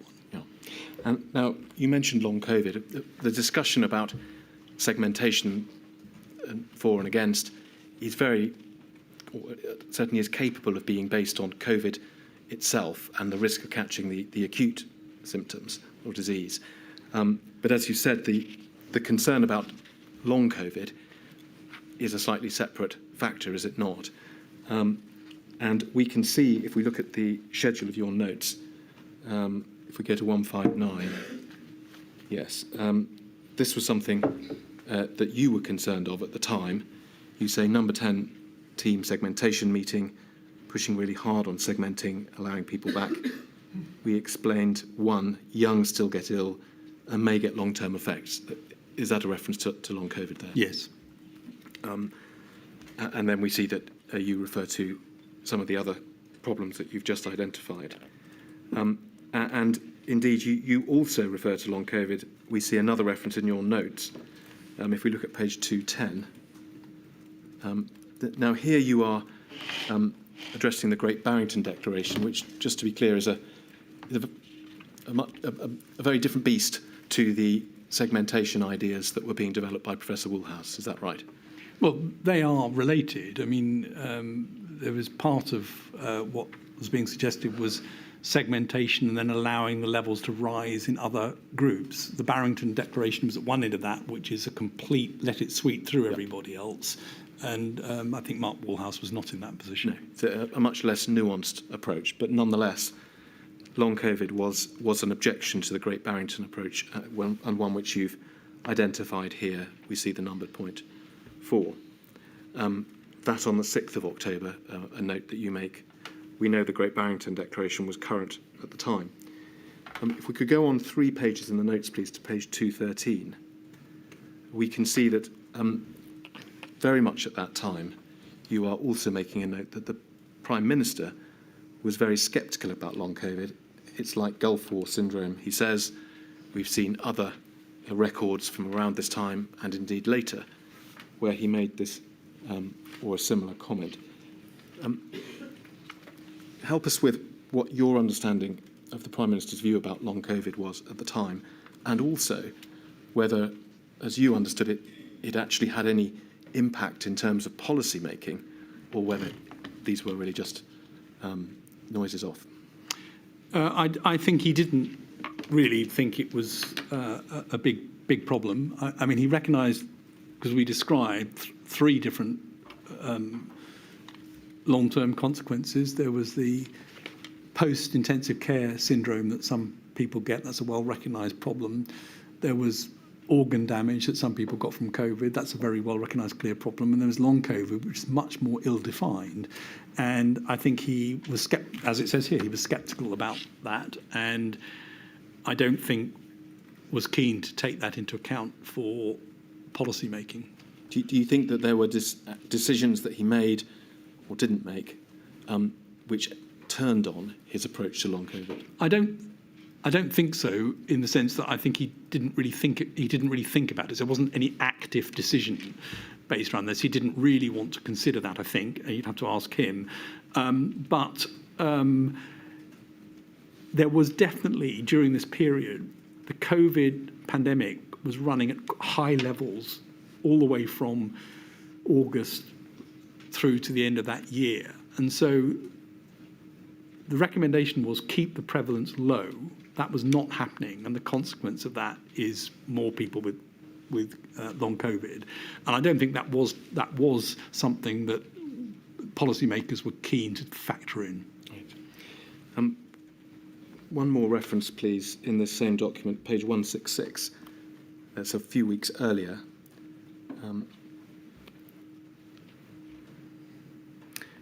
Here we see Matt Hancock, as you say, explain things well for once and remind them about long COVID. So can we take it that Mr. Hancock was understanding and alive to the issues of long COVID at about this time? It certainly sounds like it from that. There are many other entries in your diaries which refer to Mr. Hancock, Sir Patrick, and you will know that some of the evidence the inquiry has heard from others is that they did not find during this period Mr. Hancock to be a reliable, trustworthy colleague. I don't want to take you through a whole load of unnecessary references. Perhaps you can summarise your understanding, your experience of working with Mr. Hancock in this sense. I think there's one entry which I would support, which I think he had a habit of saying things which he didn't have a basis for. And he would say them too enthusiastically, too early, without the evidence to back them up, and then have to backtrack from them days later. I don't know to what extent that was sort of over-enthusiasm versus deliberate, but I think a lot of it was over-enthusiasm, but he definitely said things which surprised me because I knew that the evidence base wasn't there. Said things that weren't true. Yep. Returning just briefly to long COVID, Sir Patrick, and looking a little further ahead, as we know, and I'll come to ask you in a moment, later on in 2020, there was the second lockdown, and then the third lockdown in early January 2021. And moving forward still, a process of unlocking and removing restrictions as one went into the spring, early summer of 2021. One of the risks that was going to be faced by the population at that stage, in particular perhaps the younger population, was a risk of long COVID. Do you think that that risk was flagged sufficiently, taken into account sufficiently by policymakers in that later period? Well, it was definitely flagged. It was a real issue. And I think by that stage in the unlocking, so we're talking about the unlocking in 2021, that unlocking was done much better than the previous unlocking, and it was properly monitored with proper gaps in between the stages and the next stage. And indeed, there are examples where the stages were pushed back further in order to allow the prevalence not to rise too high. So I thought that was a much better process and much more structured, and kept prevalence lower than it otherwise would be. I don't know to what extent long COVID was factored into the thinking of the policymakers on that. Well, going back to the period we were looking at then, and sort of second half of 2020,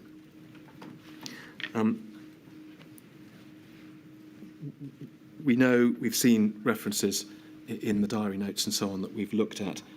You've explained prevalence was increasing over the summer and into the autumn. The mechanisms that were put in place to react, tiers, rule of six and so on. You make clear in your statement that from sort of late September, the view that Sage was expressing was that there ought to be some sort of circuit breaker, at least to try and create a pause and to reduce the prevalence. Is that a fair summary of the sort of general position towards the end of the year? And then what I want to do now is look at a series of entries in your notes to try and understand the sequence of events running up to the second lockdown. And so if we can start, please, by looking in this schedule that we have up at the moment, at page 245. This is Sunday, the 25th of October. And I mean, before we even look at the content, what we will see is that you were attending meetings, giving advice every day of the week over this period. So Patrick, is 7 days a week. Yes. Presumably, at least some of it working from home, but nonetheless, attending meetings, advising. Was it a very high tempo situation? Well, I think the 7 day a week working started in February 2020 and didn't end till well into late 21. I mean, possibly later than that, actually. Working, were you advising and having meetings with the Prime Minister almost on a daily basis throughout that period? Or? Most of it, yes. Right. Well, let's look at this one. Sunday the 25th, as I said, it starts with the PM meeting, begins to argue for letting it all rip. That was almost a term of art, I think, by that stage. Perhaps it's obvious, simply removing restrictions and the Great Barrington proposal. Yes, there's been a lot of discussion on that in September, and we'd had a meeting at the end of September with some external scientists invited in to discuss that as well, and that was something that was very prominent in much of the press as well, and letting it rip became the expression that people used. Prime Minister saying, yes, there will be more casualties, but so be it. Then you've put quotes, they've had a good innings. We've seen other references of a similar nature. Was this something that the Prime Minister returned to from time to time, the idea that the casualties of any letting it rip would be older and perhaps special circumstances, or that they should not so much concern should be had about casualties of that age? Is that really what he was trying to say? I think it's important to note that he might easily have said the following day, I want no deaths at all. Well, we'll come to that. I mean, yes, he must have said that on that day. I mean, we see a few lines down, you've put PM then back on to most people who die have reached their time anyway. Would these be examples of perhaps little notes you made at the time and then... These are probably scribbled notes I wrote on papers of this meeting. A few lines down, PM concludes, looks like we're in a really tough spot, complete shambles. I really don't want to do another national lockdown. This 25th of October, so for about a month. Would it have been by then that the sage advice essentially had been that a circuit breaker lockdown was needed? And then DC, I'm looking at the last 9 now, DC, Dominic Cummings says, Rishi thinks just let people die and that's okay. And then this feels like a complete lack of leadership. Is that your comment at the end there? Yes, I think so. I mean, perhaps it's obvious. Again, tell us, is this one of your late night furious thinking, or is it something you would stand by now? Well, it must have felt like a complete lack of leadership on that day, and reading it feels like quite a shambolic day. And to put things in context, that's Mr. Cummings saying that was the thought that let's let people die. It's not necessarily, you didn't hear that from the Rishi Sunak himself. That is what Dominic Cummings said. Reported, yeah. Yes. Let's just move on in the sequence, please. And to do this, let's go into the transcript so we can see a sort of full record of your notes rather than just extracts for this next few days. And because, as you say, there were changes. So if we can look at the 280061, page 240, please. Yes, thank you. So we see a date which is just disappearing off the top, the 26th. So this is the next day, the Monday. And as you say, Sir Patrick, it appears the Prime Minister, you've recorded, in fact, he's in a different mood. Terrible, terrible, terrible numbers. Says we need to do local lockdowns fast, foot to the throttle, accelerate. He's so inconsistent. So previous day, letting it rip. This day, something very different by the look of it. Yes. And then, if we can go on to the next page, please. There's a similar observation. On Sunday, all the Prime Minister wanted was a sense of mutually incompatible outcomes, said Simon Case privately. That's to you, I take it. I think that must have been in a call with me. Owns something for a day and then changes. That's his comment. A couple of lines further down, we're now into the next day, the Tuesday. You record the number of deaths. This takes us perhaps to a comment you made this morning, which is to compare what was happening in October with what was happening in the run-up to the first lockdown, when, of course, there were far fewer deaths at that stage than there were by then. I think on the 16th of March, there was something like 51 deaths. And now we're talking about nearly 400 per day. And your observation, everything we said is happening and still no action. Is that a reference to advice you'd given? Well, tell us, dating back how long? I think it dated back from a press conference that Chris Whitty and I had done on the 21st of September, and indeed to many SAGE papers and SPI-M papers that had come out in the meantime. Let's look back, look over at the page if we can. That takes us to the 28th, the Wednesday. There's a, you say PM dashboard. Was that a meeting with the Prime Minister and his close advisors? There was a morning meeting just to go through numbers and have an update called the dashboard meeting. And about 5 or 6 lines down, we say PM completely obsessed with testing as the solution, even as the numbers so bad that it's obvious more action is needed. Explain why your reflection was that testing wasn't an appropriate or a sufficient answer to the problem at that stage. Well, there was a proposal that was gaining traction, which was a good one, on mass testing as a way to reduce the incidence in the population, which was everybody would test on one day and then everyone who's positive would isolate, and that would definitely have cut things down a bit. But of course, you've then got to repeat it, and you've got to do it several times. And as that was being worked up as a sort of moonshot, it just wasn't feasible at that time. There weren't enough tests, the right sort of tests. It wasn't practical to do it. And I worried that as people were looking at that as the solution, we were seeing numbers go up anyway, and that there were some other things that could happen to try and get the numbers down. And then if we look further down the page, we can see a line saying, so a bit further than that. Yeah, no, sorry, that's fine. No.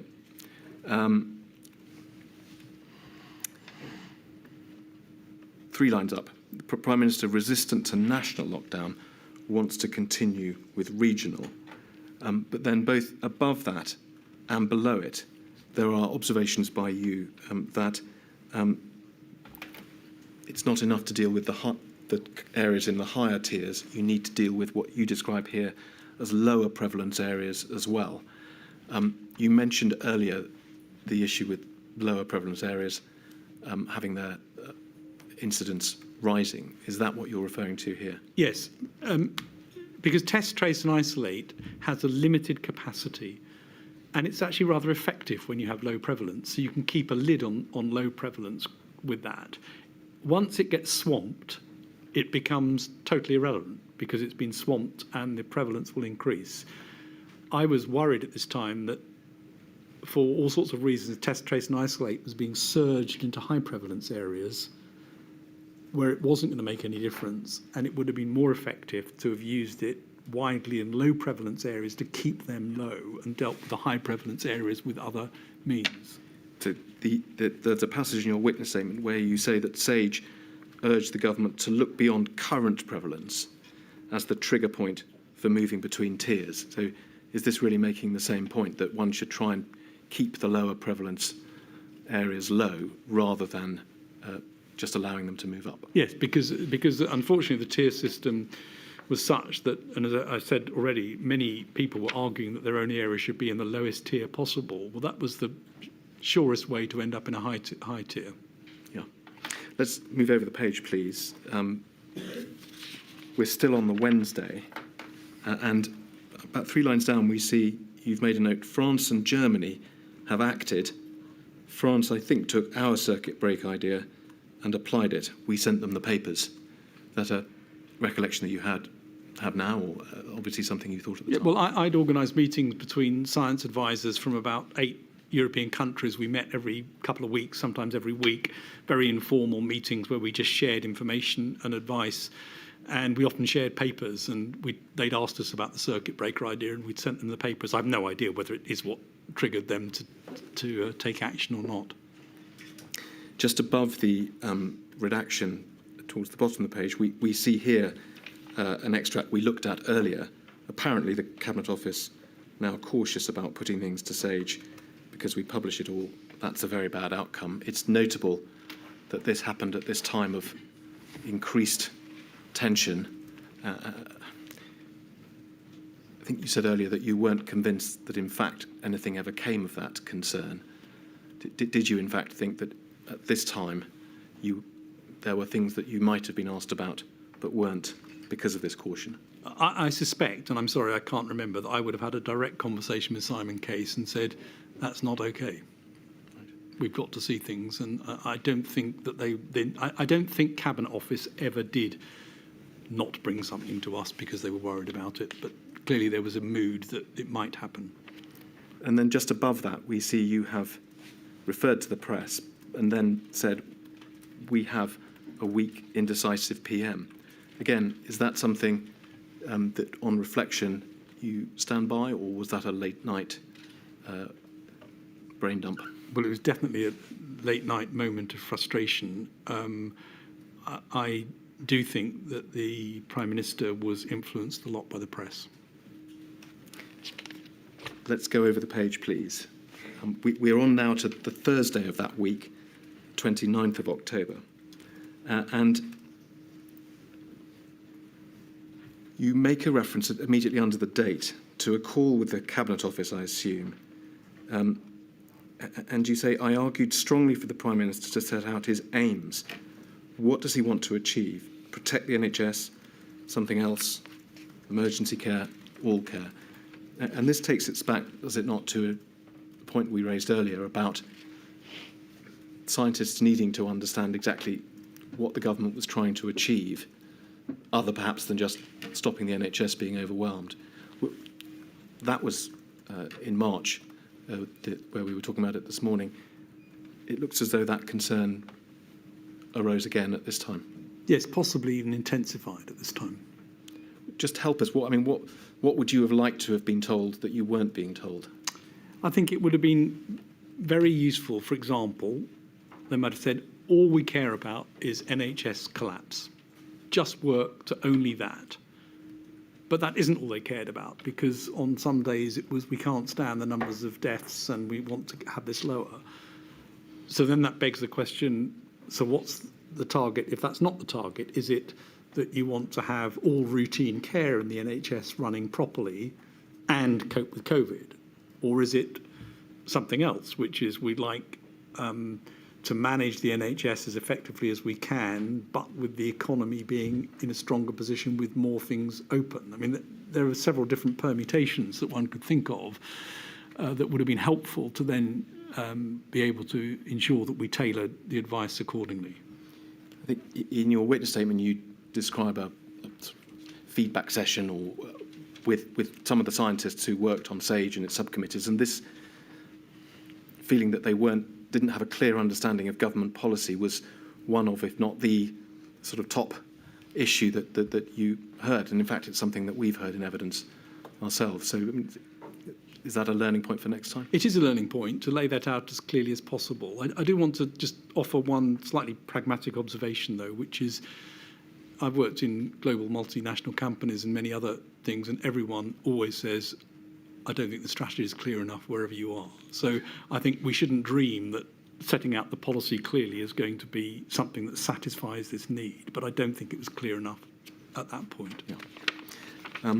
We can go on 2 pages because the next one is a blank, but it takes us then into the Friday of that week. And in fact, yeah, so page 246, that's it. And we can see towards the bottom of that page, again, the same point. We have pushed all week that the key is for the PM to define his aims. You've underlined it, but he still hasn't done that. And a similar point raised, clearly a matter of continuing concerns. Is that fair? And then at the bottom of the page, we know that there was a lengthy meeting on that Friday, or possibly more than one meeting. We see PM meeting at the bottom there. Do you see that? And then if we scroll on to the next page, there is a few entries, and then about halfway down the page, PM dashboard meeting. Would that have been a separate meeting or a continuation of the first one? A separate meeting, I think. Were these meetings taking place remotely, or would you have been in Downing Street, or can't you remember? They were a mix. I can't remember this one. A lot of the meetings were taking place in person. Now, we're now on the Friday of that week, and we know that there were events over the weekend when this lockdown was announced. And I think what we see in the next few pages is a fairly lengthy debate, is it not, about whether a national lockdown should or shouldn't be imposed. And you obviously sat down that night and wrote quite a lot of notes just at the end of that day. Let's go over the page, please, to 248. You've made an entry just under the first redaction that Simon Case sent you a WhatsApp to say national lockdown on Monday, French style. Well, we know we saw that the French had just imposed a lockdown. And you say, I wonder what that really looks like. So do you think you were being told there that that decision had been made? Yes.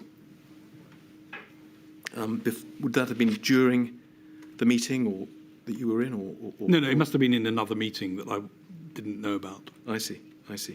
Because you then carry on describing a meeting with the PM, and we see you refer there to graphs on projections that suddenly got given to the Cabinet Office without me seeing them, and they will become significant over the next day or so, will they not? And then a couple of lines further down, Prime Minister says, we need to act, French-style national lockdown. So again, it appears that a decision was being made, but the notes that follow suggest that there may have been a certain amount of toing and froing. Can you help us? Well, it looks from this as though the decision probably had been made in another meeting, and there have been weeks of build-up to what needed to happen. This meeting sounds like it was an update on the situation, and the PM reiterated what Simon had already told me in a WhatsApp was going to happen. Because if we go over the page again, and we're still on that Friday. I think that's Homeric logic at the bottom of that Yes. page. Is a mistake. Not Homeric. There's then a discussion where, amongst other things, the Prime Minister talks about a painting. But about 4 lines down, you see the Prime Minister then argues that letting it go may be the better economic route. And further down the page, just falling off the bottom at the moment, so the case is weaker if we're just arguing about saving lives, as they're all very old anyway. So on that argument, on that basis, it would seem that a decision hadn't been made at that point. Or is that not right? That's what it looks like. Were these records recording the sort of toing and froing of the arguments at the meeting? I think I was just recording, as far as I can tell from what was written, exactly what happened over the course of the day, with things changing from meeting to meeting, depending on who was there and what had happened in between. And you weren't clear whether there was going to be a lockdown or not, presumably? No, it looked like there was, but it was difficult to tell. And then over the page, someone has said, these are truly horrible decisions. Dominic Cummings says the only reason not to do it now is if you won't ever do it. Prime Minister says, should we just level with the public, say we'll tough it out and tell them there will be deaths? And Lee Kane, who's given evidence to this effect, essentially says there needs to be a lockdown. I don't see any world in which we don't act. And then going over the page one more time, still on that Friday, you say meeting ended with no decision and going round in circles. Too many unknowns. We need to look in our windscreen, avoid a car crash. Deaths will be unacceptable, and so on. Although then further down the page again, 28-day lockdown. We're obviously just looking at your notes, Sir Patrick. The notes convey a suggestion of a great deal of indecision on that day. Does that align with your memory? I think this was a time of, this was almost a microcosm of what had been going on for the previous weeks, with the incidence, prevalence and R changing a bit and people moving from one position to another. And the Prime Minister would take a certain position in one meeting and then perhaps another one later on. And sometimes I think was also trying to test people's positions and find out whether they really held to what they were saying. But these meetings largely looked to me like they were meetings that probably Chris Whitty and I were there to provide information as requested rather than as active participants in what was a policy discussion. What we know, and you described this in your witness statement, is that that night, that Friday night, there was a leak. And so the next morning on the Saturday, there were reports that a lockdown was going to be ordered. And there was then a sort of hastily arranged press conference. If we go over to the next page, you record that in your notes. This is now Saturday the 31st. Frantic day, whole thing leaked into the media. Everyone can see action is needed. Some people are pushing hard against it. We suddenly have to do a press conference today. Why not keep it quiet, get it right over the weekend, and then announce properly on Monday? It's clear from the tone of this that you felt, perhaps had obviously been the case, somewhat sort of bounced into making an announcement. Well, or being part of an announcement. Yeah, being bounced into the press conference. So the sequence was that a graph that had been to SPI-M had been taken from SPI-M directly into number 10 that we were unaware of. I think Ben Warner took it in, and we got rather sort of blindsided by this having been shown to the Prime Minister and the number 10 team on Friday. And we, at that time, said, I think you shouldn't take too much notice of this graph because it's a reasonable worst-case scenario. You should look at the 6-week medium-term projections, which was showing exactly where things were going and were much more reliable examples of what was happening, which is pretty grim. And then overnight on Friday, the policy people having made the decision they were going to do a lockdown, that was leaked. The decision was leaked to the press. Yeah. And then if we look on the next page, we come back to this slide point that it says the PM has latched on to that and the one of the NHS collapsing as the reason for doing it. And he was furious that he'd based a decision on a slide that that's you, was now having to slightly row back from. And you describe it there being a sort of demand, a requirement from number 10 that the slide be used in the press conference. You subsequently, in a subsequent note, say that you said it shouldn't be, but in the end you were persuaded that it should. Now, this incident has become the subject of some debate.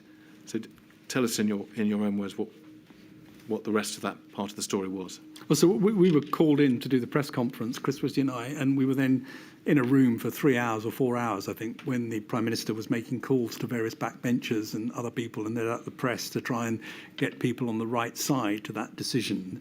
As I said, we'd been clear the night before that this slide was a reasonable worst-case scenario, and that's not a good thing to show on a press conference because it's so complicated to explain what a reasonable worst-case scenario is, and that we should simply only show the medium-term projections, 6-week medium-term projections, which made the case. And Simon Stevens had also said the NHS is going to collapse if we don't do something, and we said that's an important statement. It would be good to have Simon standing at the press conference saying that, if that's the case. Those 3 or 4 hours we were in the room waiting, the message came back several times that the Prime Minister felt that as he had seen this slide, it was only right that the public saw it and that we had to show it. And I think in the end, we agreed that I would show the slide, but try and move on to the medium-term projections, which were the real thing. And I think that argument, I've seen it, therefore the public should see it, carries some legitimacy.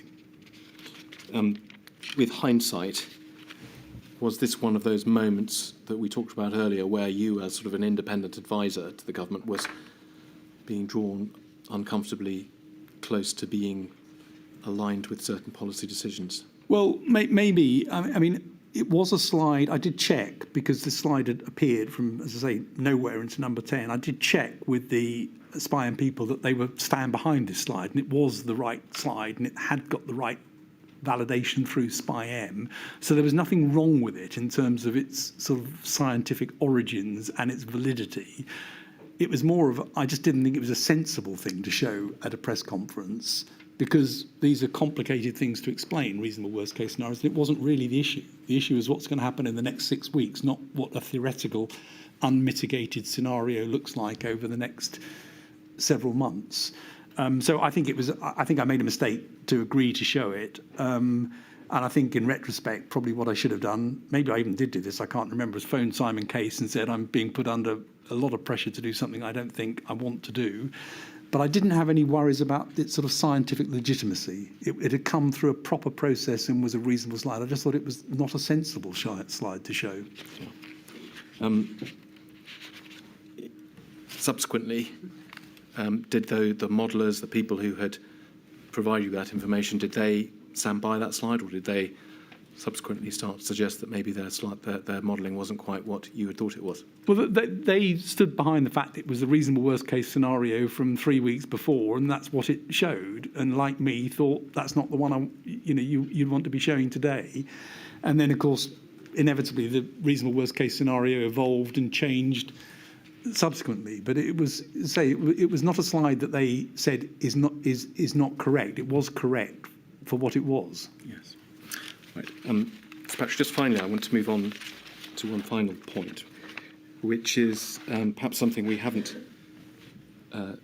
dealt with as fully as we should have done, which is I've asked you a lot of questions about the SAGE structure, committees, the advice, and so on. You, of course, were a paid civil servant. You were doing your job in everything that we've described. But it's also right to say, isn't it, that whole structure of advice below you relied on voluntary assistance from expert scientists who took time away from what they would otherwise have been doing voluntarily, unpaid, to feed into that system. And as you said to my lady, in some cases at least, suffered some difficulties as a result of that. As with other aspects of the SAGE system, this was another example of the system being tested in a way it hadn't been tested before. Is that element of the system, the dependence on unpaid voluntary assistance, viable in another pandemic? Can I just make one other comment about the slide, which is after the press conference, the Prime Minister said to me, you skipped over that pretty quickly and went on to the other ones, didn't you? And so was he right? Yes, and I caveated it very heavily.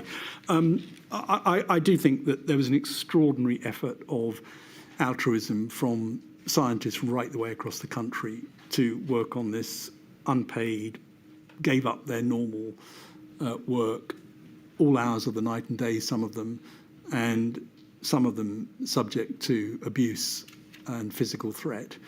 And it was extraordinary to see it, and a fantastic example of why funding a broad research base in the UK, both academic and industrial, is important for the resilience and success of the country.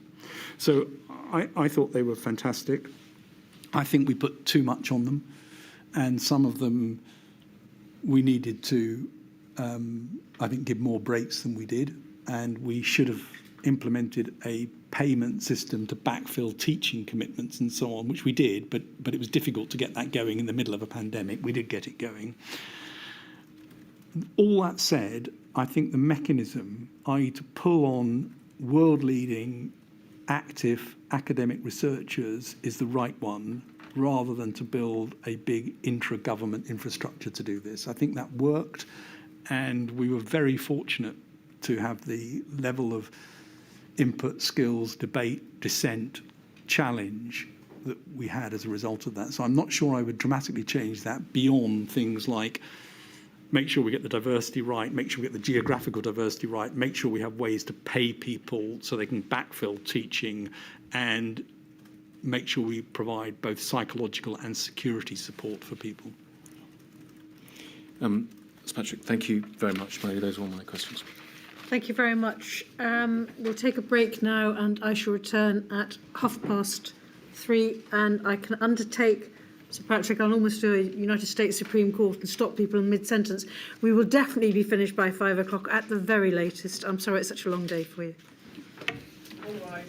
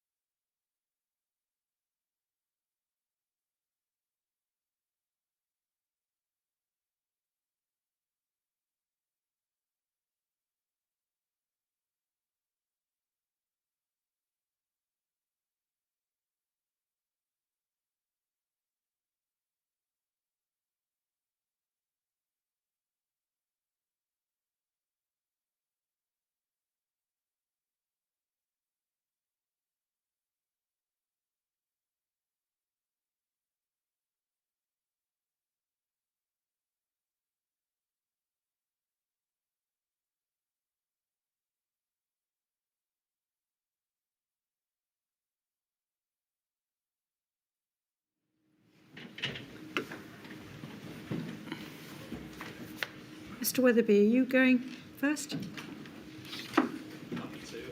So I meant to check when we had the break, and I'm afraid I forgot to do so.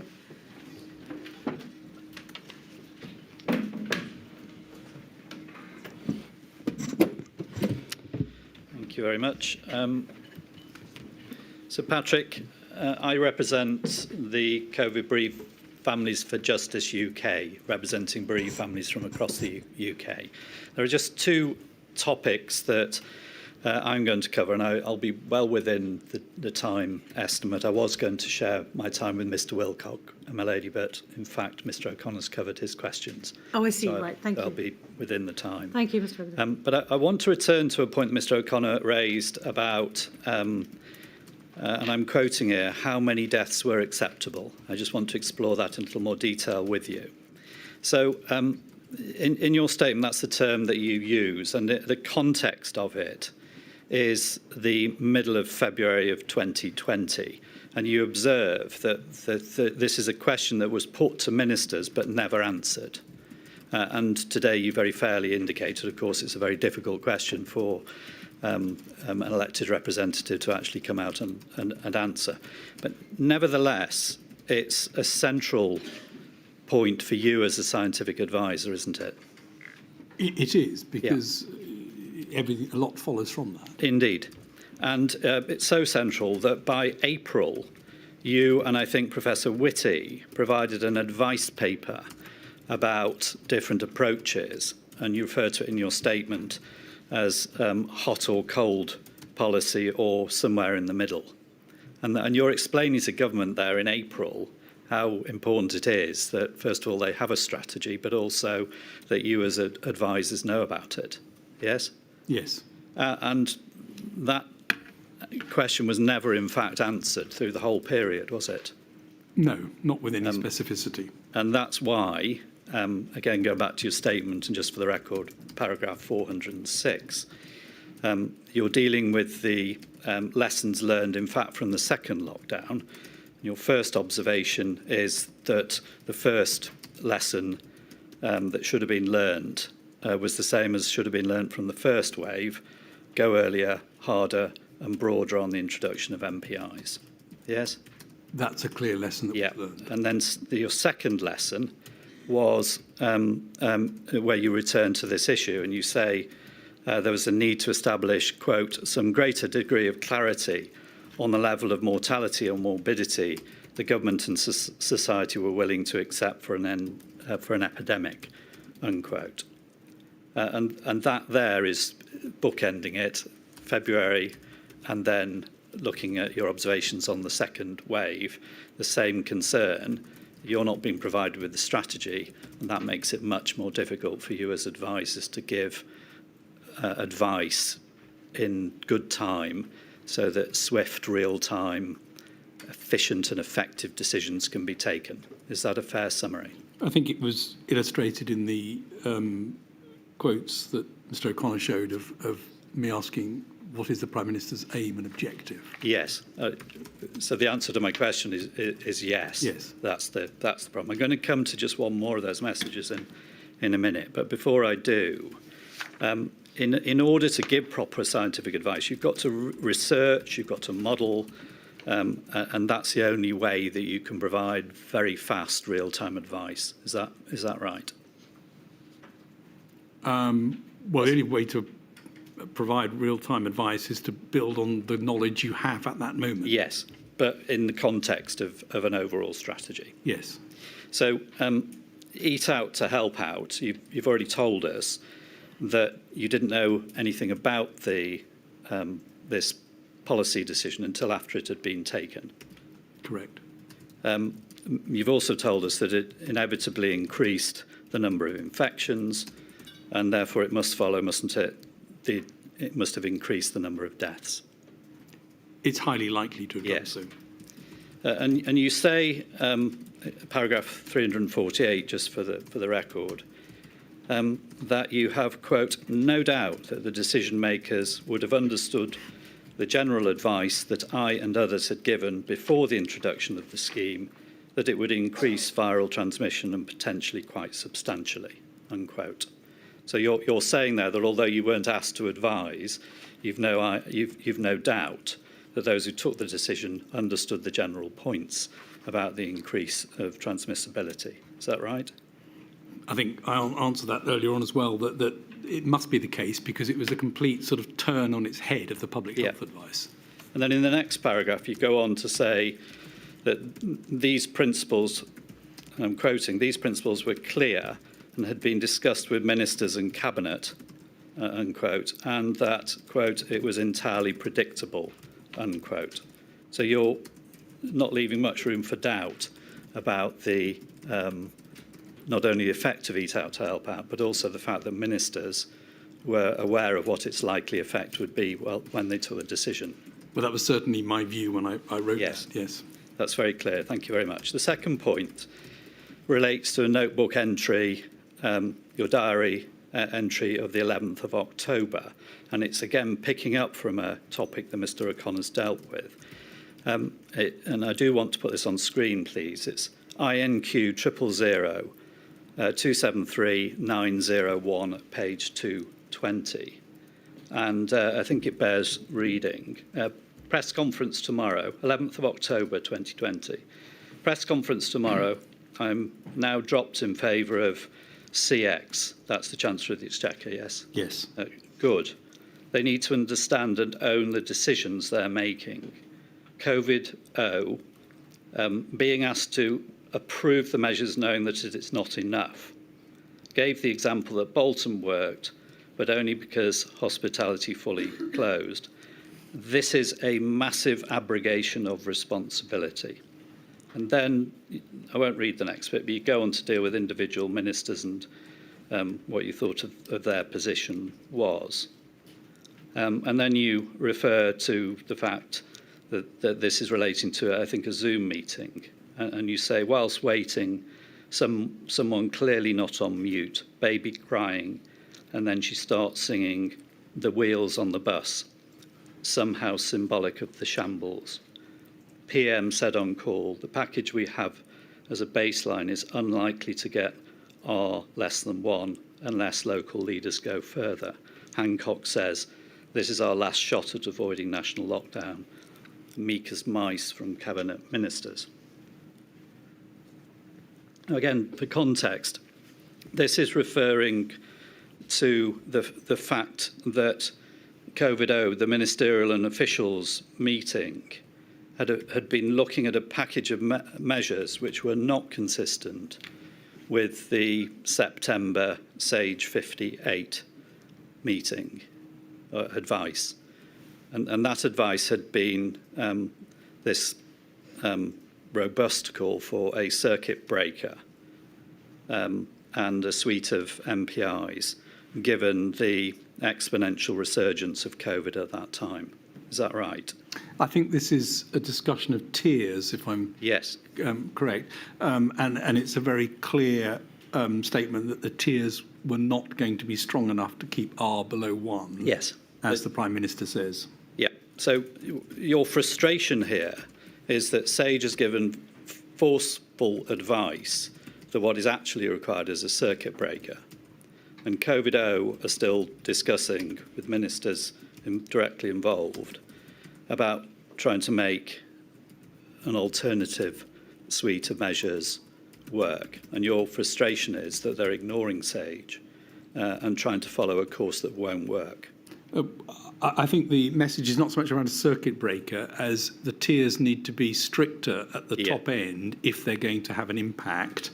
And this is me in the evening referring to my frustration that that's very clear, and the Prime Minister says as much. R will not go below 1 unless local leaders go further than the tier system. Okay.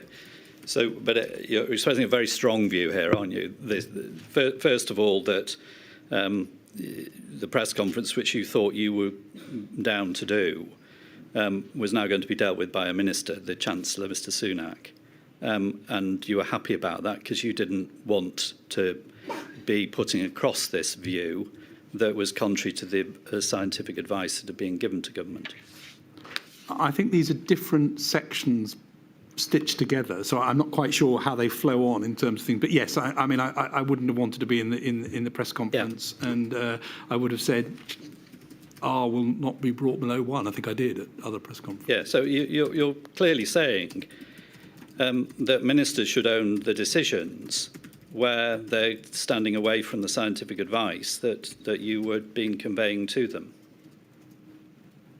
That is the case. Yeah, Yes. and you were saying in forthright terms a massive abrogation of responsibility. That's the only way you can read that, isn't it? Yes, I mean, again, that's obviously what I thought that night when I wrote these notes. Okay, well, again, that's very clear. Thank you. Finally, this. Can you just help us with the last sentence? I mean, the baby crying and the wheels on fire, wheels on the bus might be quite clear, but what did you mean by Hancock says this is our last shot at avoiding national lockdown, meek as mice from cabinet ministers? Again, it's a bit difficult to know because these are, it looks like they're selected sections with something in between. I'm sure that that's a reference to Mr. Hancock saying at the cabinet meeting, this is the last shot at avoiding a national lockdown, and probably trying to implore his colleagues to go further. And it sounds like there wasn't much of a cabinet discussion. Yeah. Yes, thank you very much. Thank you, Mr. Weatherby. So no questions, Mr. Alcott. No, my lady, they were covered by Mr. O'Connor. Thank you very much. Ms. Gowman.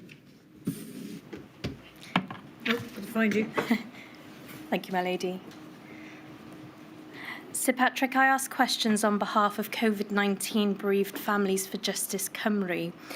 My questions are centred around the interactions with the devolved administrations, and in particular Wales. Firstly, focusing on your role as the chair of SAGE, please can we bring up Exhibit 216615.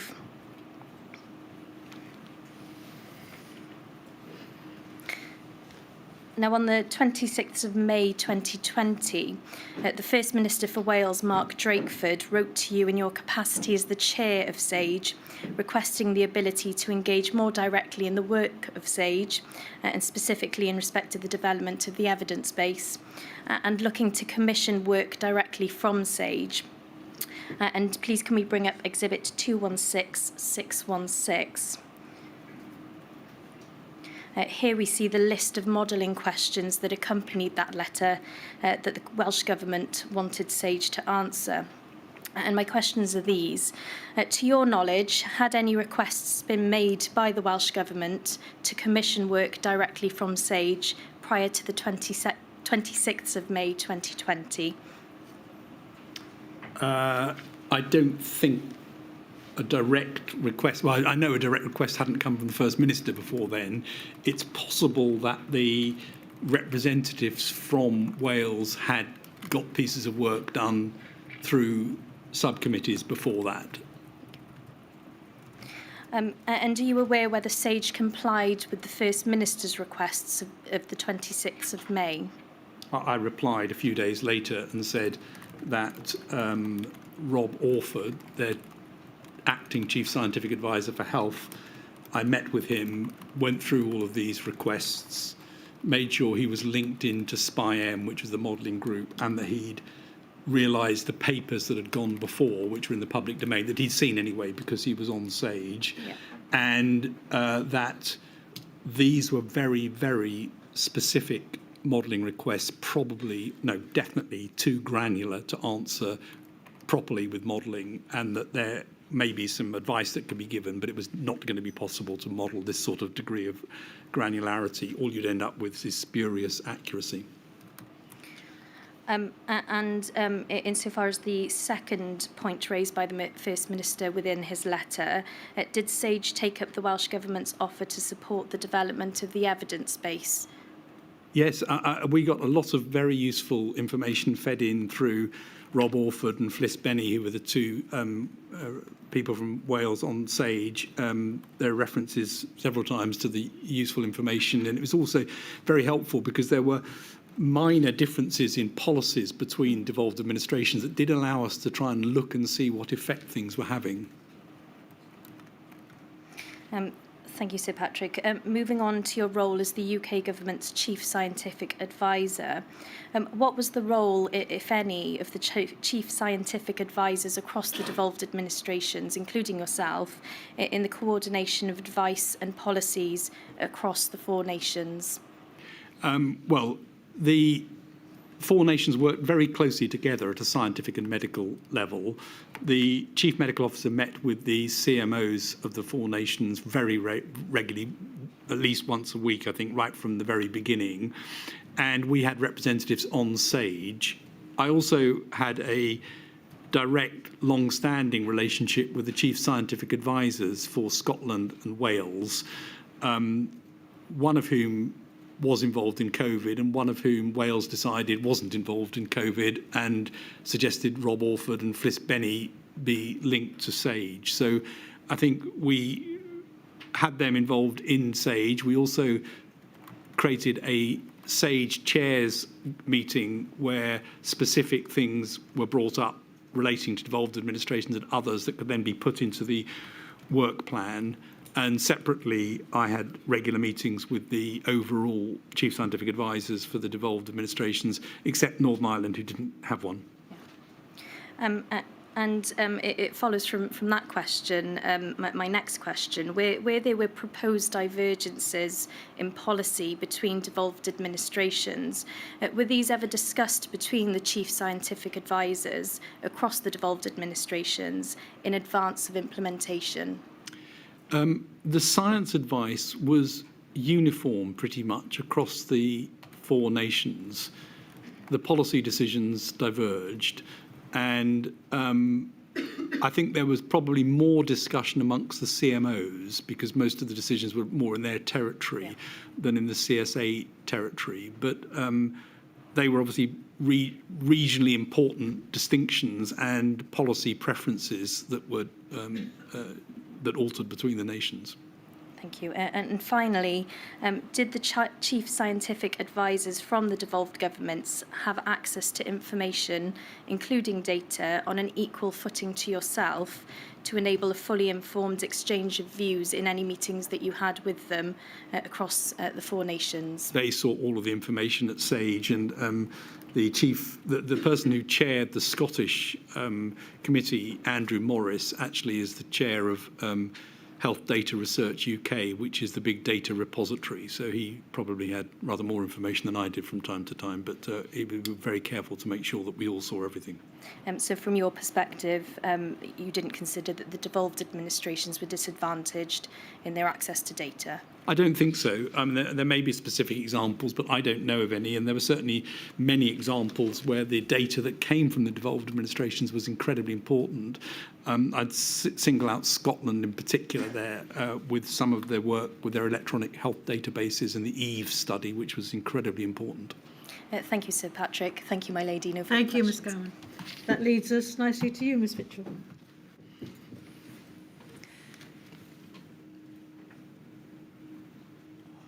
Sir Patrick, I appear as instructed by Amar Anwar and Company on behalf of the Scottish COVID bereaved. And just perhaps taking things out of order, but as you spoke there about Eve 2, it might be best if I can take you to one of my questions on that. In the course of giving your statement to this inquiry, you said at paragraph 45H, that doesn't require to be brought up unless you would like it, that you said that data that you got from Scotland included electronic health records and the Eve 2 studies, which you considered was very useful and provided rapid information. Firstly, can you assist the inquiry with what the Eve 2 is? And then also, can you explain to the inquiry why it was particularly useful? So the EVE studies were run by Aziz Sheikh from Scotland, and it was a very effective way of looking at electronic databases held in Scotland and health records to give early signals on things. So we got information from there, everything from rates in Scotland, early indications of changes, through to very important data on the vaccine efficacy, which led to multiple publications in top-tier international journals and was a continued source of helpful information into SAGE and to other bodies. And am I correct in saying that some of the data comes from GP notes, and indeed the data was able, presumably then, to cover what is approximately 98% of Scotland? Yeah, I think Scotland has done over the years a brilliant job of getting health records, both primary and secondary care health records, and linking them. And that's been a piece of work that was done a long time ago, and it really came into its own during this to be able to provide very useful information. Thank you. I wonder if I can now turn to your role in SAGE and ask you some questions about that. The first thing I want to ask you about is, I suppose, it would be informing the policymakers. We've heard this morning the job that you went to try and ensure policymakers were well informed before taking decisions. And you said neatly that you provided science for policy rather than policy for science. You said, and I caught, that you did teach-ins. And those were large. You said, in fact, up to 170 people. I'm obviously assuming these are all online. Was that correct? Yeah, I'm pretty sure they were all online. I didn't take part in them. They were various chairs of subcommittees. So Kath Noakes, who chaired the transmission subgroup, was absolutely brilliant at giving tutorials inside Whitehall. I think they were probably all virtual. My question really then focuses on that particular issue. Were these teach-ins only given within Whitehall? I don't know for sure. I suspect the answer is yes, but I don't know for certain. And the agreement was with the chief scientific advisors and indeed the chief medical officers from devolved administration that they would take the information to the devolved administrations to make sure that people understood it there. Whether they ever got people like Kath Noakes to give the teach-ins to them or whether they were able to get copies of it, I'm sorry, I just don't know. Would you consider that if policymakers from the devolved administrations were given the same opportunity as policymakers in Whitehall, that would have been of assistance to them in forming their policies? Yeah, I think they were completely open to get it. So what I just don't know is whether the chief scientific advisors from the devolved administrations actioned that to make it happen or not. But it was there and available if people wanted it. And I certainly had a discussion, I can't remember when now, with one of the Scottish ministers directly who wanted to speak to me about something. And was that in relation to finding out more about a particular topic to inform themselves? Yes, and I'm sorry, I can't remember what it was now. It was during a visit that I made. Well, we will hear from Scottish politicians in Module 2A, so perhaps someone will be able to advise us at that time.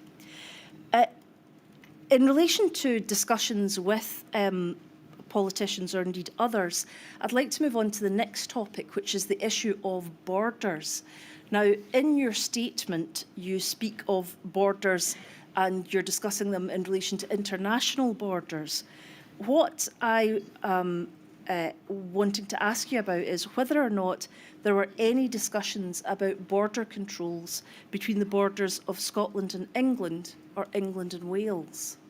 Our science advice on borders was very clear to stay away from policy, and our advice was really quite simple, which is border control measures are of importance when the country that you're talking about has a much higher prevalence than the current prevalence in the UK or in one of the nations of the UK. And that's when border measures could make a difference, and that in order to be effective, border measures needed to be extremely stringent, and even if extremely stringent, would delay rather than stop importation of cases, and particularly variants was what we were thinking of. So that pretty much was the science advice, summarised rather briefly, but it didn't go further than that. We never said what you should do in any particular border. That was a policy decision. So, for example, when the prevalence of COVID was almost entirely London-based to begin with, based in England, there was no discussion about the possibility of closing the border in Scotland or in Wales? I don't recall that being a discussion, but there may well have been policy people thinking about that. I don't know. But certainly you weren't part of that. I never heard that suggestion. Moving on to my final issue, and that is in relation to the issue of masks in schools. You may recall, Sir Patrick, that the Scottish Government decided masks would be used in schools, and thereafter England followed suit at some point in August of 2020. Do you recall that? I recall that happened, yes. Yes. I wonder if we can have up inquiry number 000273901, pages 148.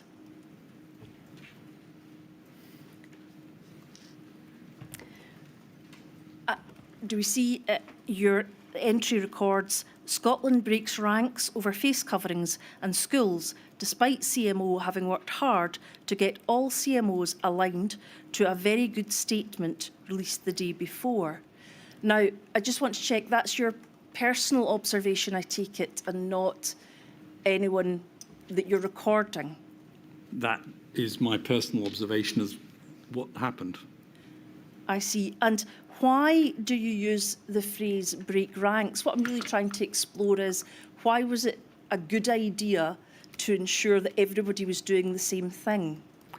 I think this was a CMO to CMO thing. I wasn't really involved in this discussion, but I think the CMOs were very keen that the four nations worked together and that the advice was similar across the four nations. This was medical advice being given, didn't come from SAGE and didn't come from me, but they wanted to work together. They'd reached an agreement and they'd given consistent advice across all four nations.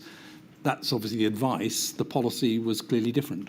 So from a scientific perspective, from your perspective, there wasn't a necessary need to keep all four consistent?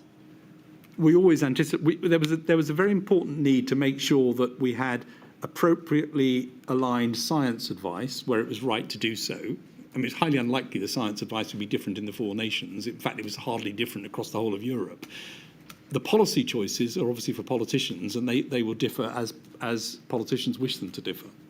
I wonder if we could have that same inquiry number document, page 151.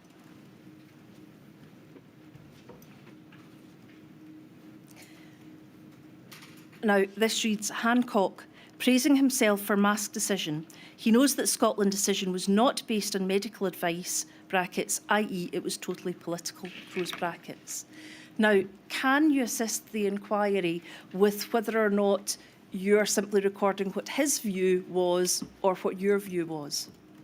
It's definitely not my view. I mean, my view was the advice had been given and it was consistent across the four nations. Anything else was politics. So if we see here, just to be clear, if we see here, he knows that Scotland decision was not based on medical advice. No part of that is you saying that it wasn't medical advice. Indeed, as far as you're aware, it was consistent with medical advice. I think if it's the same time, as the previous one, all I'm saying is that the CMOs had all agreed something, so that presumably was unified advice. Well, I think in this particular instance, it wasn't unified advice, and that's why I'm asking to draw your attention to it. It appears to be advice that came from Scotland, and then at a later stage, England followed suit. I don't know. I mean, this was the CMOs. I'm sorry, you'd have to ask them this. I wasn't involved in this and don't know exactly what happened. I'm obliged. Thank you. Thank you, Ms Mitchell. Mr Dale. Thank you, my lady. Sir Patrick, I ask questions on behalf of FEMO, the Federation of Ethnic Minority Healthcare Organizations, and I have a clutch of questions for you. Can I invite you first to have a look at paragraph 552 of your witness statement, if it could be brought up, please. It's at INQ 333238826. _0180. It's the first paragraph of the section of your witness statement entitled COVID-19 Disparities. And you say this: I was aware that the pandemic and the measures required to tackle it could have an unequal impact. As stated at more than one press conference, the virus fed off inequality and drove inequality. It was entirely foreseeable that pre-existing structural and health inequalities within ethnic minority and other vulnerable groups would result in disparities in risk and outcome. Can I ask firstly whether this clear understanding expressed here formed part of the advice to senior decision makers as you and Sir Chris Whitty spoke with them in the period leading up to the first lockdown in March 2020?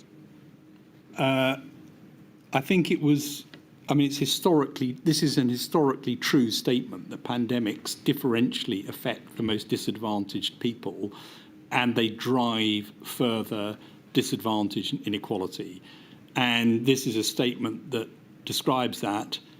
I can't recall exactly when we would have given that advice, and in a sense it's not really science advice, but it is something that policymakers needed to take into account. And I'm sorry, I don't know exactly when we would have first raised this. I raised it at a press conference pretty early on, I know that.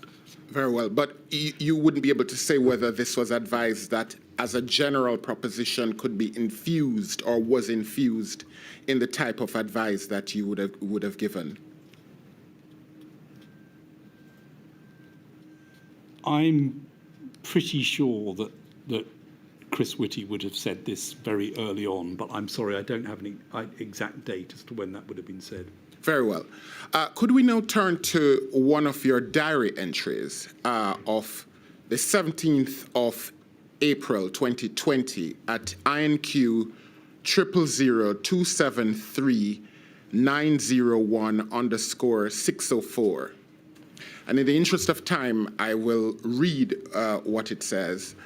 Yvonne opened up the only two areas we agreed to steer clear of: ethnicity, and in bracket, we don't have the answer yet. And she wasn't even asked the question, and I'll stop there. And my question arising from that is, well, first of all, can you confirm that the reference here to Yvonne is to Professor Yvonne Doyle, then the head of Public Health England? Yes, I think she was the medical director at Public Health England. And this was at a press conference where you were both appearing? I don't think I was appearing at that conference. Maybe I was, but I can't remember. Those two were. Maybe I was the third person. Very well. But my substantive question is this. Was the ethnicity issue that you both had agreed to steer clear of the matter of disproportionate death rates among BAME healthcare workers? No. The issue was the previous day we'd received preliminary information from a study called COSIN about disproportionate proportions of different ethnic minorities in hospitals and outcomes, and they weren't quite sure exactly what was happening and why they were seeing it, and they'd gone away to undertake some more work urgently to try and understand whether this was a difference in admission to hospital, a difference in outcome in hospital, a different pathway that people were following during treatment, or whether it was related to pre-existing comorbidities and underlying illnesses. So there was a piece of work that we'd just seen literally, I think, the afternoon before, on the 16th, that was due to be updated with the information as to what was causing it, so we could actually give proper information as to what might be done. Okay.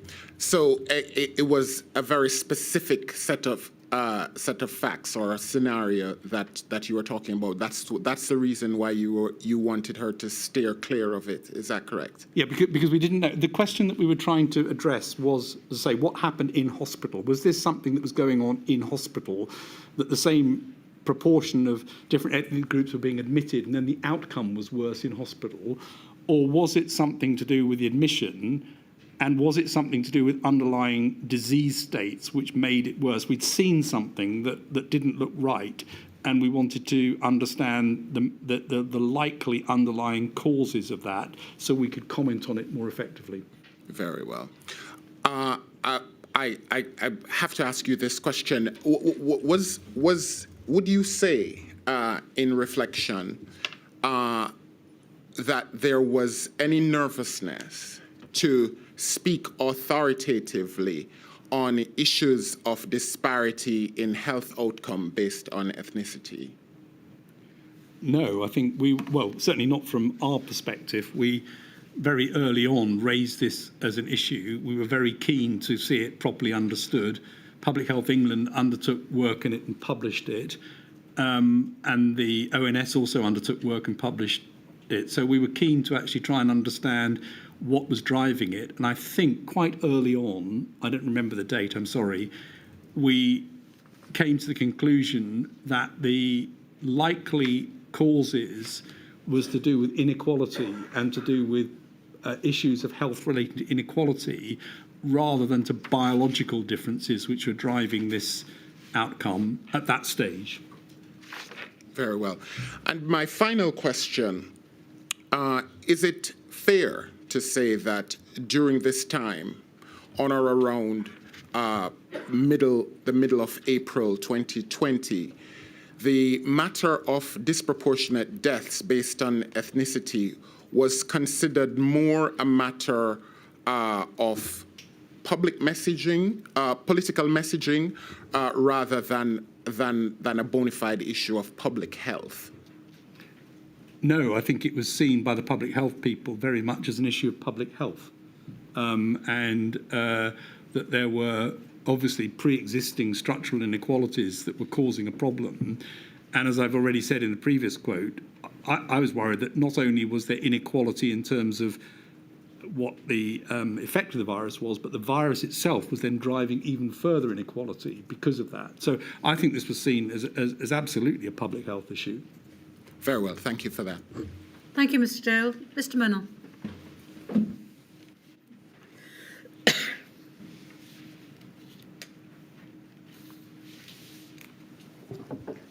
Thank you, my lady. Good afternoon, Sir Patrick. I ask questions on behalf of a number of children's rights organizations. I have a few questions on three topics. Firstly, the inquiries heard evidence from Dr. David Taylor Robinson, a public health expert, to the effect that social isolation for children is totally different than social isolation for adults, as there are critical and sensitive periods in children's development and windows of opportunity, as he called it, in children's lives that you can never get back. Are you aware of any scientific research done for the government during the pandemic on the specific impact of the lockdown rules and restrictions on children as compared to adults? I don't know of the specific pieces of research that may have been done. We set up a children's task and finish group to look at the question of impacts on children, which involved people from the Royal College of Paediatrics and Child Health and various other organisations, and was chaired by the Chief Scientific Advisor in the Department for Education to try to understand exactly these questions of disproportionate impact, risk to children, and it became the basis of, I think, a very complicated position of relative risks and benefits in children. I don't know of specific research that was undertaken then to look at the impact, but Public Health England or ONS may have done so. So am I right that you can't assist as to whether any of that work, research or otherwise, was in fact presented to the key operational decision makers in government? Is that right? Oh, no, the task and finish group, all of their work was fed directly into all of the decision makers, and it was deliberately chaired by the Chief Scientific Advisor in the Department for Health to make sure that the officials in the Department for Health could listen into the group, understand all of the work that came out of it, and it was plugged directly into the highest levels in the Department for Education and indeed into number 10. So it was considered within the remit of scientific advice being provided to the government, is that right? Yes, it was. Thank you. Secondly, in February 2020, did you ask Professor James Rubin and Professor Brooke Rogers to run SPY-B? Yes. And did this in turn lead to the creation of a specific subgroup on education that came to be known as SPY Kids? No, that came later, I think, and was part of what started, I think, as a task and finish group to try and undertake a piece of work, and then it morphed into SPY Kids, which brought together lots of the people who'd worked on that to become a more regular way of looking at things relating to children. And SPY Kids, for example, produced a paper on the role of children in transmitted COVID. Is that right? Sorry, in what? In transmitted COVID. Yes. Transmission. Yes. Do you know whether SPY Kids ever researched or considered the wider impact of the government's non-pharmaceutical interventions on children and their long-term social and psychological well-being? Yes, there was a very extensive report published by them on the negative effects of NPIs, and there was some very vocal inputs from people around that subject. I think there was, I'm not sure about this actually, there may have been a report from Public Health England as well, but yes, it was a topic that was, the reason that group was set up was exactly that sort of risk balance between these interventions versus infection. And can you give an approximate date for that? I'm sorry, I'd have to come back to you on that. That's fine. Thank you. And that was subsequently, was it fed into the key political decision makers? Yes, all of the outputs from that group would have gone to Department for Education and into Cabinet Office and across Whitehall. And that material would have recognized, I think you're saying, that there were differential impacts in relation to non-pharmaceutical interventions vis-a-vis children and adults. Is that right? It was certainly focused on the impacts of school closures on children's mental health and well-being. It also focused on, if I remember correctly, vulnerable children and what the risk they had in relation to isolation and being taken away from services. I can't be 100% sure it covered all of the MPIs. And just to be fair to you about this, in your witness statement at page 113, paragraph 341, no need to put it on the screen, you say explicitly that school closures have obvious, unequal, and potentially long-term detriments on children. Yes. That's your view, isn't it? And that was the view of that group as well, and that's precisely why it was set up, because in all of these cases, just take a step back if I may, all of the NPIs carried risks as well as the obvious benefit of stopping spread. Yes. And it's often perceived that somehow they were an easy option, whereas stopping the spread was the priority. But we were aware at all times that these carried significant risk, and they carried particular risk for children. Thank you. And thirdly and finally, I have a question for you about something that appears in your handwritten notes. I don't think I can put this on the screen. I don't think I'm allowed to, but I'll just give the reference for the record. It's INQ 000280061, page 223. It's a note of yours. I'll just read it to you. It's a note of yours dated the 15th of October 2020, and it reads as follows. SAGE pushing for, quote, can't we exempt children from rule of 6, end quote. We said no, not unless CO want to revisit. I'll just read it again. SAGE pushing for, quote, can't we exempt children from rule of 6, end quote. We said no, not unless CO want to revisit. Can you explain that note, please? I don't know what context that was in, but it sounds like it was a SAGE meeting where people wanted to think about whether the rule of 6 should or shouldn't include children, and Cabinet Office didn't want to revisit that policy. And would that view of SAGE have been communicated to the Prime Minister or any other government minister at the time? This is October 2020. Well, I think on the rule of six, we were pretty clear that we didn't actually think that that had an enormous basis in anything. In other words, it was why 6, why not 8, why not 10? We couldn't tell anyone which was better or worse, only that the more contacts you had, the more likely it was to create a spreading environment. Exactly how that was organised was a policy matter. And would that, can you assist as to what the government's response was, if any, to that view that SAGE apparently held in October 2020? I can't recall. I think, if I remember correctly, the government had made a decision that it wanted to stick with 6, and that was the policy decision. And it wanted to stick with 6 in England without making any exemption for children, unlike Scotland and Wales, yes, who took a different approach. You know that, don't you? Yes. Thank you very much. Thank you, Mr. Menon. Mr. Freeman.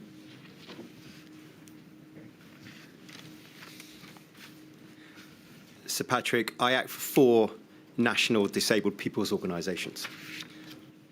Can I ask you about representation on SAGE and related expert groups?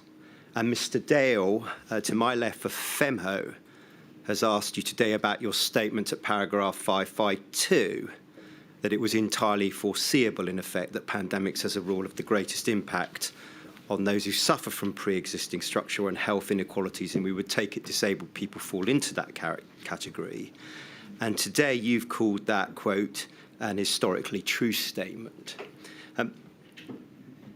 In your Module 1 oral evidence, we needn't go up to it, but it's day 8, 22nd of June, 2023. At page 165, line 5 to 23, you told the chair, on reflection, that it was a, quote, terrible, terrible truth, and it's something that we all need to reflect on, that all pandemics feed off inequality and drive inequality. And you added that awareness of issues of inequality ought to have been, quote, embedded right from day 1. It needs to be one of those questions on the first stage, as you put it. What are the issues around inequality that you should be thinking about now in terms of science advice? And you added others need to think about it in terms of operational planning. Now, given that foresight, why was there not more representation of those with insight into the predicament of those groups embedded from day 1 into SAGE? Well, I think the insight was that that would have been helpful. We didn't do that on day 1. We had a number of scientists looking at specific areas. I think my statement actually is that there is a policy and operations group within Cabinet Office that deals specifically with disabilities and inequalities, and that's really where this should be driven from. We should, though, have looked at it more in SAGE, I think. Yeah. So, in effect, you should have, and as it were, HM government, as your client, should have pushed you more to consider it. Well, yeah, definitely this is an HM government issue because they have a unit that focuses specifically on this, and they could have fed us a question. In terms of the science, though, the 2 areas that I think are most important that were repeatedly covered was keep the prevalence low and look out for special institutions. And I'll pick up one example. In May 2020, we received a piece of work that had been done by a subgroup on forgotten institutions that was specifically looking at those institutions where spread might occur, including residential homes for people with disabilities.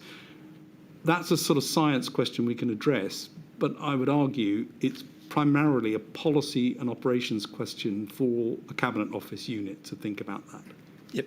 Well, can I move on about, as it were, prompts then that came within the course of the work? You've just referred to one. Can I just then ask you about the work of the Office for National Statistics that the chair has seen, that in effect showed disproportionate impact upon mortality rates and quality of life for disabled people, becoming apparent from their papers from June 2020 onwards? Again, it may be a similar answer, but can I just ask you why, when it was recognised by that time, or thereabout that time, that SAGE standing committees could benefit from a wider diversity of expertise in terms of inequalities, was no dedicated expertise sought regarding disabled people.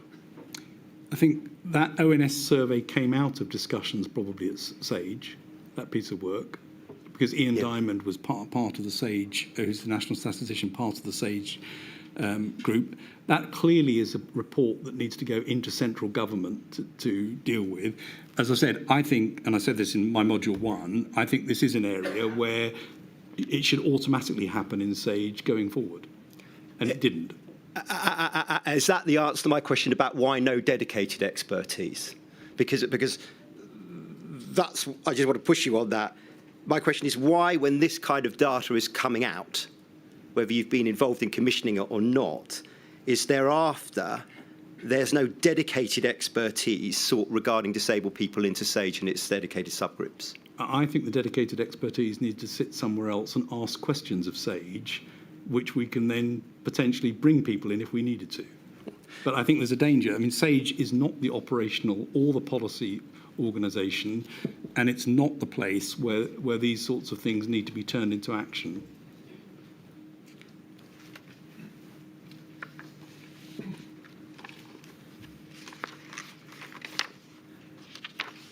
That may then follow on to my next question, which is, in effect, the work that is commissioned of SAGE.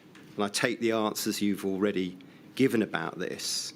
But you've given a list of, not all, but many of SAGE Commission's pieces of work, just for the record, at page 180, at paragraph 554, and it's A to P of your statement subparagraphs. Now, none of the list there is dedicated in its focus to the disproportionate impacts of the COVID-19 pandemic upon disabled people. And we found no dedicated SAGE paper of that nature. Now, we understand that SAGE supplies the advice it's asked to supply from HM government. But again, why no dedicated focus? Is it simply that you weren't asked? Well, I'll go back a bit to an answer that Professor Kamlesh-Kunti gave in relation to a similar question, which is the science advice was largely around making sure that the prevalence was low, making sure that those people who are particularly vulnerable were protected, and making sure that there were mechanisms to provide that shielding that others needed to put in place were the key things that we needed to do. So many of the papers here are highly relevant in terms of what somebody needs to do, even though we weren't specifically talking about disabilities. That is, again, where the advice from SAGE comes out in terms of science. Here are some principles. The operationalisation of that needs to be done by teams with a dedicated focus. And I do think that's one that needed dedicated focus. Yes, well, we understand that. We've heard from the Minister for Disabled People in terms of what was done or not done by the Disability Unit. But if we stand back and we think of the problem, for whatever reason, the HM government is the client and its dedicated units don't ask the question or seek the advice from SAGE, then again, does that not underscore that actually sometimes the expert advisor needs to have people with that focus on its main groups or subgroups in order to prompt its client to think about those kind of matters? Which is why in statement 1 I said, yes, I think that needs to happen. And I think that would have been helpful, and we didn't have it. And it would be useful going forward to have a specific focus on that question, just to make sure we are getting the right questions coming to us. But I do think it's not a good system for government to rely on a group set up to give science advice, largely filled with academics, to try and plug holes elsewhere. Yeah. Finally, may I ask you about the risk posed by COVID-19 virus to the learning disabled and particularly those with Down syndrome? Professor Watson and Shakespeare have given evidence to the inquiry to the effect that prior to COVID-19 pandemic, it was well established that respiratory disorders are the predominant cause of death for people with an intellectual disability. And hence, those experts on disparities relating to disabled people regard the failure to identify those with intellectual disabilities, and particularly those with Down syndrome, early on as a missed opportunity. Now, again, acknowledging to you and reminding myself, SAGE is not directly responsible for these lists of clinically extremely vulnerable and the like. Others are on their medical matters. But should those with Down syndrome have been on the clinically extremely vulnerable list throughout the pandemic? And if not, should they have been added sooner than the 2nd of October, November 2020, when we know that revised letters were sent out to GP practices and the various healthcare bodies to that effect? So the list of vulnerable and extremely vulnerable was entirely within DHSC, and a matter for the medical community to define. It didn't come to SAGE, it wouldn't be expected to come to SAGE, and so I don't think there was any input, indirect or direct, on that, nor would I expect there to be. In terms of what do I think, I'm not an expert in this area, but I think it is well understood that people with Down syndrome do have an increased infection risk and therefore do carry a vulnerability. Thank you for that. I've understood your answer about division of labour on this, but if I could just ask you one more point about it. We know, again, it's a separate structure, but the nerve tag clinical risk stratification subgroup in June 2020 had issued papers recognising high risk, at least on the modelling in relation to those with Down syndrome. Again, not asking about responsibility and more asking about looking forward. Given your answer about Down syndrome, should there have been speedier ways to process that recognition of risk from June 2020 to November 2020, when we know the nature of the clinically extremely vulnerable list changed to include Down syndrome? Well, NerveTag is a committee of DHSC, and therefore its outputs fed directly into DHSC. I think these questions are really best addressed to somebody in DHSC or the CMO. They weren't SAGE questions. They were very important clinical questions and very important operational matters. But I wouldn't expect them to come to SAGE, and I don't think putting SAGE in the middle of any future plan around this would be a sensible action. Thank you. Thank you, Malay. Thank you, Mr. Freeman. Mr. Jacobs, I'm sorry, last again. Thank you, my lady. So, Patrick, I ask questions on behalf of the Trades Union Congress. It is important that when giving your answers, at least, you do speak into the microphone so it can pick your voice up. I'm going to ask a few questions about decision-making in respect of schools. Of course, the detail will be the subject of a future module, but I have a few questions about the general approach to decision-making. And I'd like to start, if I may, with an entry in the inquiry schedule of your notes at 273901. And in particular, page 139.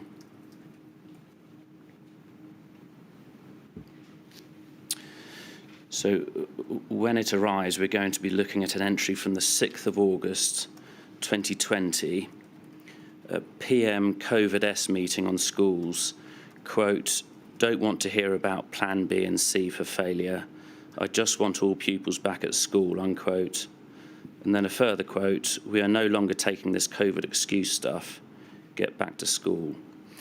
Firstly, are those quotes from the Prime Minister? Or quotes of what the Prime Minister had said? It looks like it. The context, of course, Sir Patrick, is looking forward to schools reopening that September.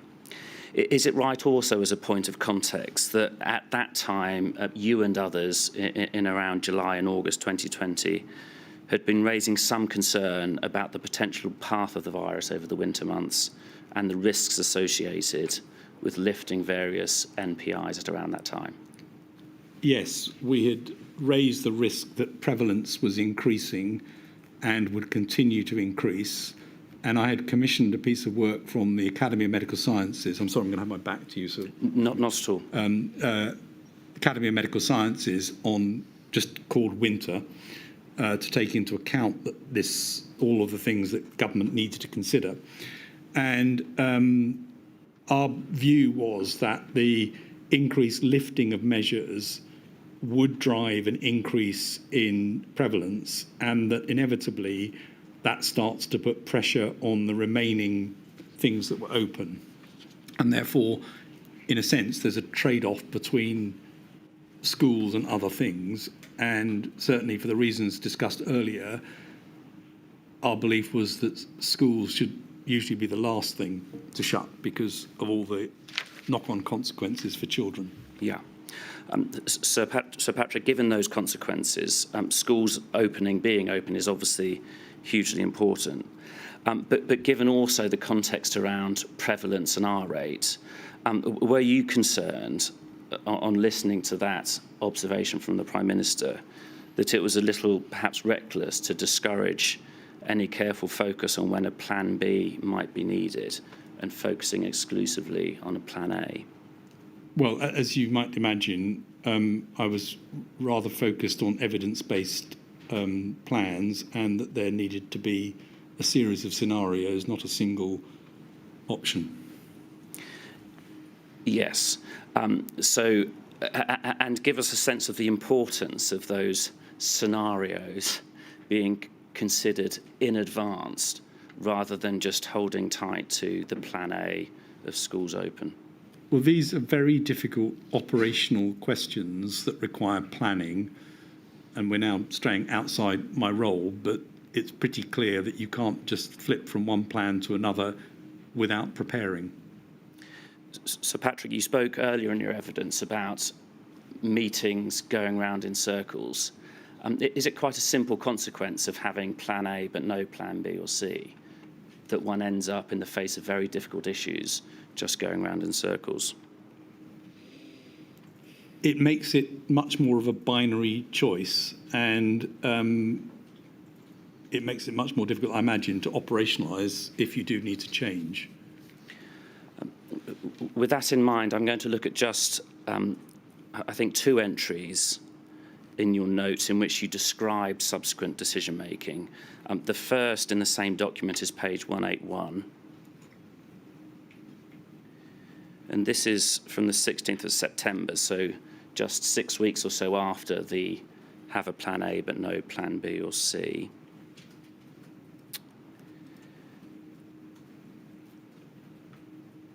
And there's a reference to the PM saying maybe we should blame ourselves, and a reference to moonshot, which you've given evidence about, a rare moment of truthful insight. And then you say complete chaos over schools and what they should do. No one had any answers. So, Patrick, give us a sense of what the complete chaos was and why it was that no one had any answers. I really don't know. I mean, that was my observation that day. There was obviously a meeting where it didn't sound like they were getting anywhere, and there were a lot of things that needed to be addressed. But I'm sorry, I don't think I can add anything to what that scribbled note said. Might it have been early indications of the R rate going up? Oh, well, we knew by then the R was increasing and the prevalence was going up, and we were worried about it. Were you particularly worried, Sir Patrick, in the absence of a plan B? We were worried that action would need to be taken of some sort, and that needed to be defined.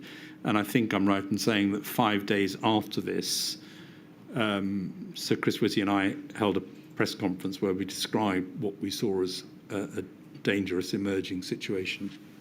Yeah. The next entry is at page 339 of the same document. It's an entry of the 3rd of January 2021. That was a day before primary schools were sent back for 1 day, wasn't it, Sir Patrick? We see it says, the NHS in London is in real trouble. The government needs to lock down more firmly and to take the advice on schools. Called Chris and agreed he should pull a group together to listen directly. He is worried about individual extremist views. Schools is a complete mess, largely due to Department for Education.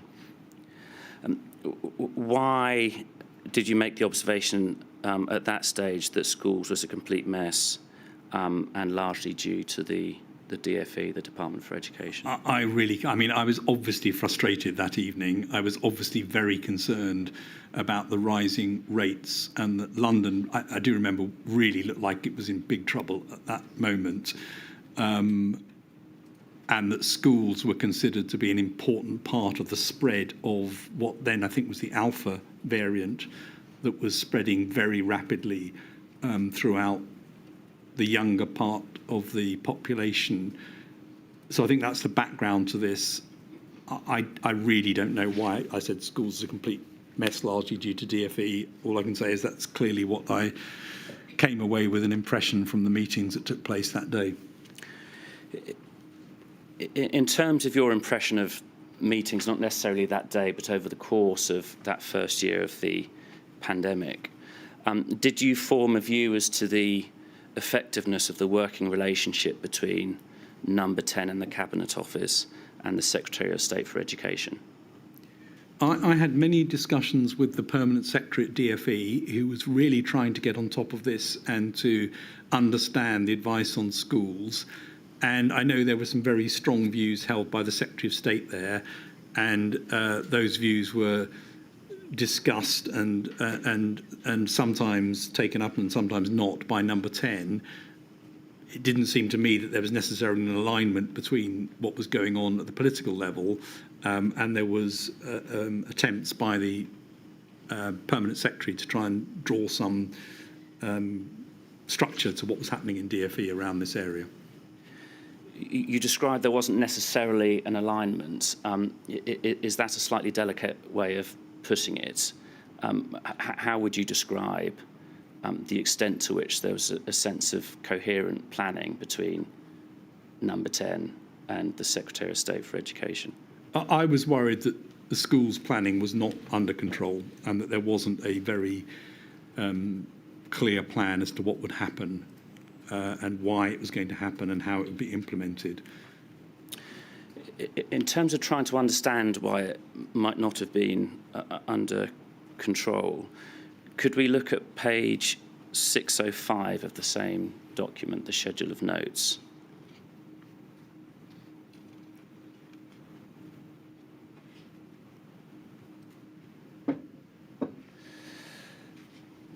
So we can see an entry in your notebooks from the 11th of June 2020. Slater, and just pausing there, is that Jonathan Slater, the Permanent Secretary at the time that you were just referring to? Yes. Slater basically described keeping Gavin Williamson away from policy development, but give him some illusion of ownership, but not his area and not his expertise. I'm just pausing there before we consider the remainder of that. Did it strike you as dysfunctional that a Permanent Secretary was describing keeping the Secretary of State away from policy development? Well, policy development, I'm not sure, but policy ultimately agreement, yes, that would be unusual. We're deep into the way departments work here, which I'm certainly not familiar with as somebody relatively new to the civil service. But yes, it doesn't sound like a very good setup. Was it your impression, you were in the room for many meetings, that sort of dysfunction contributed to the lack of grip or lack of control, which there might have been? I wasn't in lots of meetings to do with schools at this operational level, so I wouldn't have seen this. I think this is Jonathan Slater talking to me as he's trying to get some science advice, so I wouldn't have seen that. Okay. If we return finally just to that entry, it finishes, quote, "I don't know what Gavin's plan for schools is, but probably pretty feeble," unquote, PM. Is that the Prime Minister stating in a meeting in June 2020 his view of his Secretary of State for Education? Well, that's a quote which I wrote down on that day from the Prime Minister about the Secretary of State from a meeting. So I think I can't say any more than that, other than that's what presumably was said. To the extent that you were aware from being present in meetings, is that indicative of a confidence or lack of confidence that key people such as the Prime Minister had in the Secretary of State for Education? I think that's a question that really needs to go to the Prime Minister, but I have to say a lot of these statements seem to fly around number 10 about a lot of people. Which we may have seen. Those are my questions. Thank you very much. Thank you very much, Mr. Jacobs. That's all for Sir Patrick. Sir Patrick, again, extremely grateful to you for all your help and your insight and for your patience in staying with us all today. I'm sorry I can't say goodbye as yet. I'm sorry for your point of view, but tomorrow we'll sit again at 10, and then just so people can make their plans, because we've got so much to do this week, I'm sitting at 9:30 on Wednesday and Thursday. Thank you very much.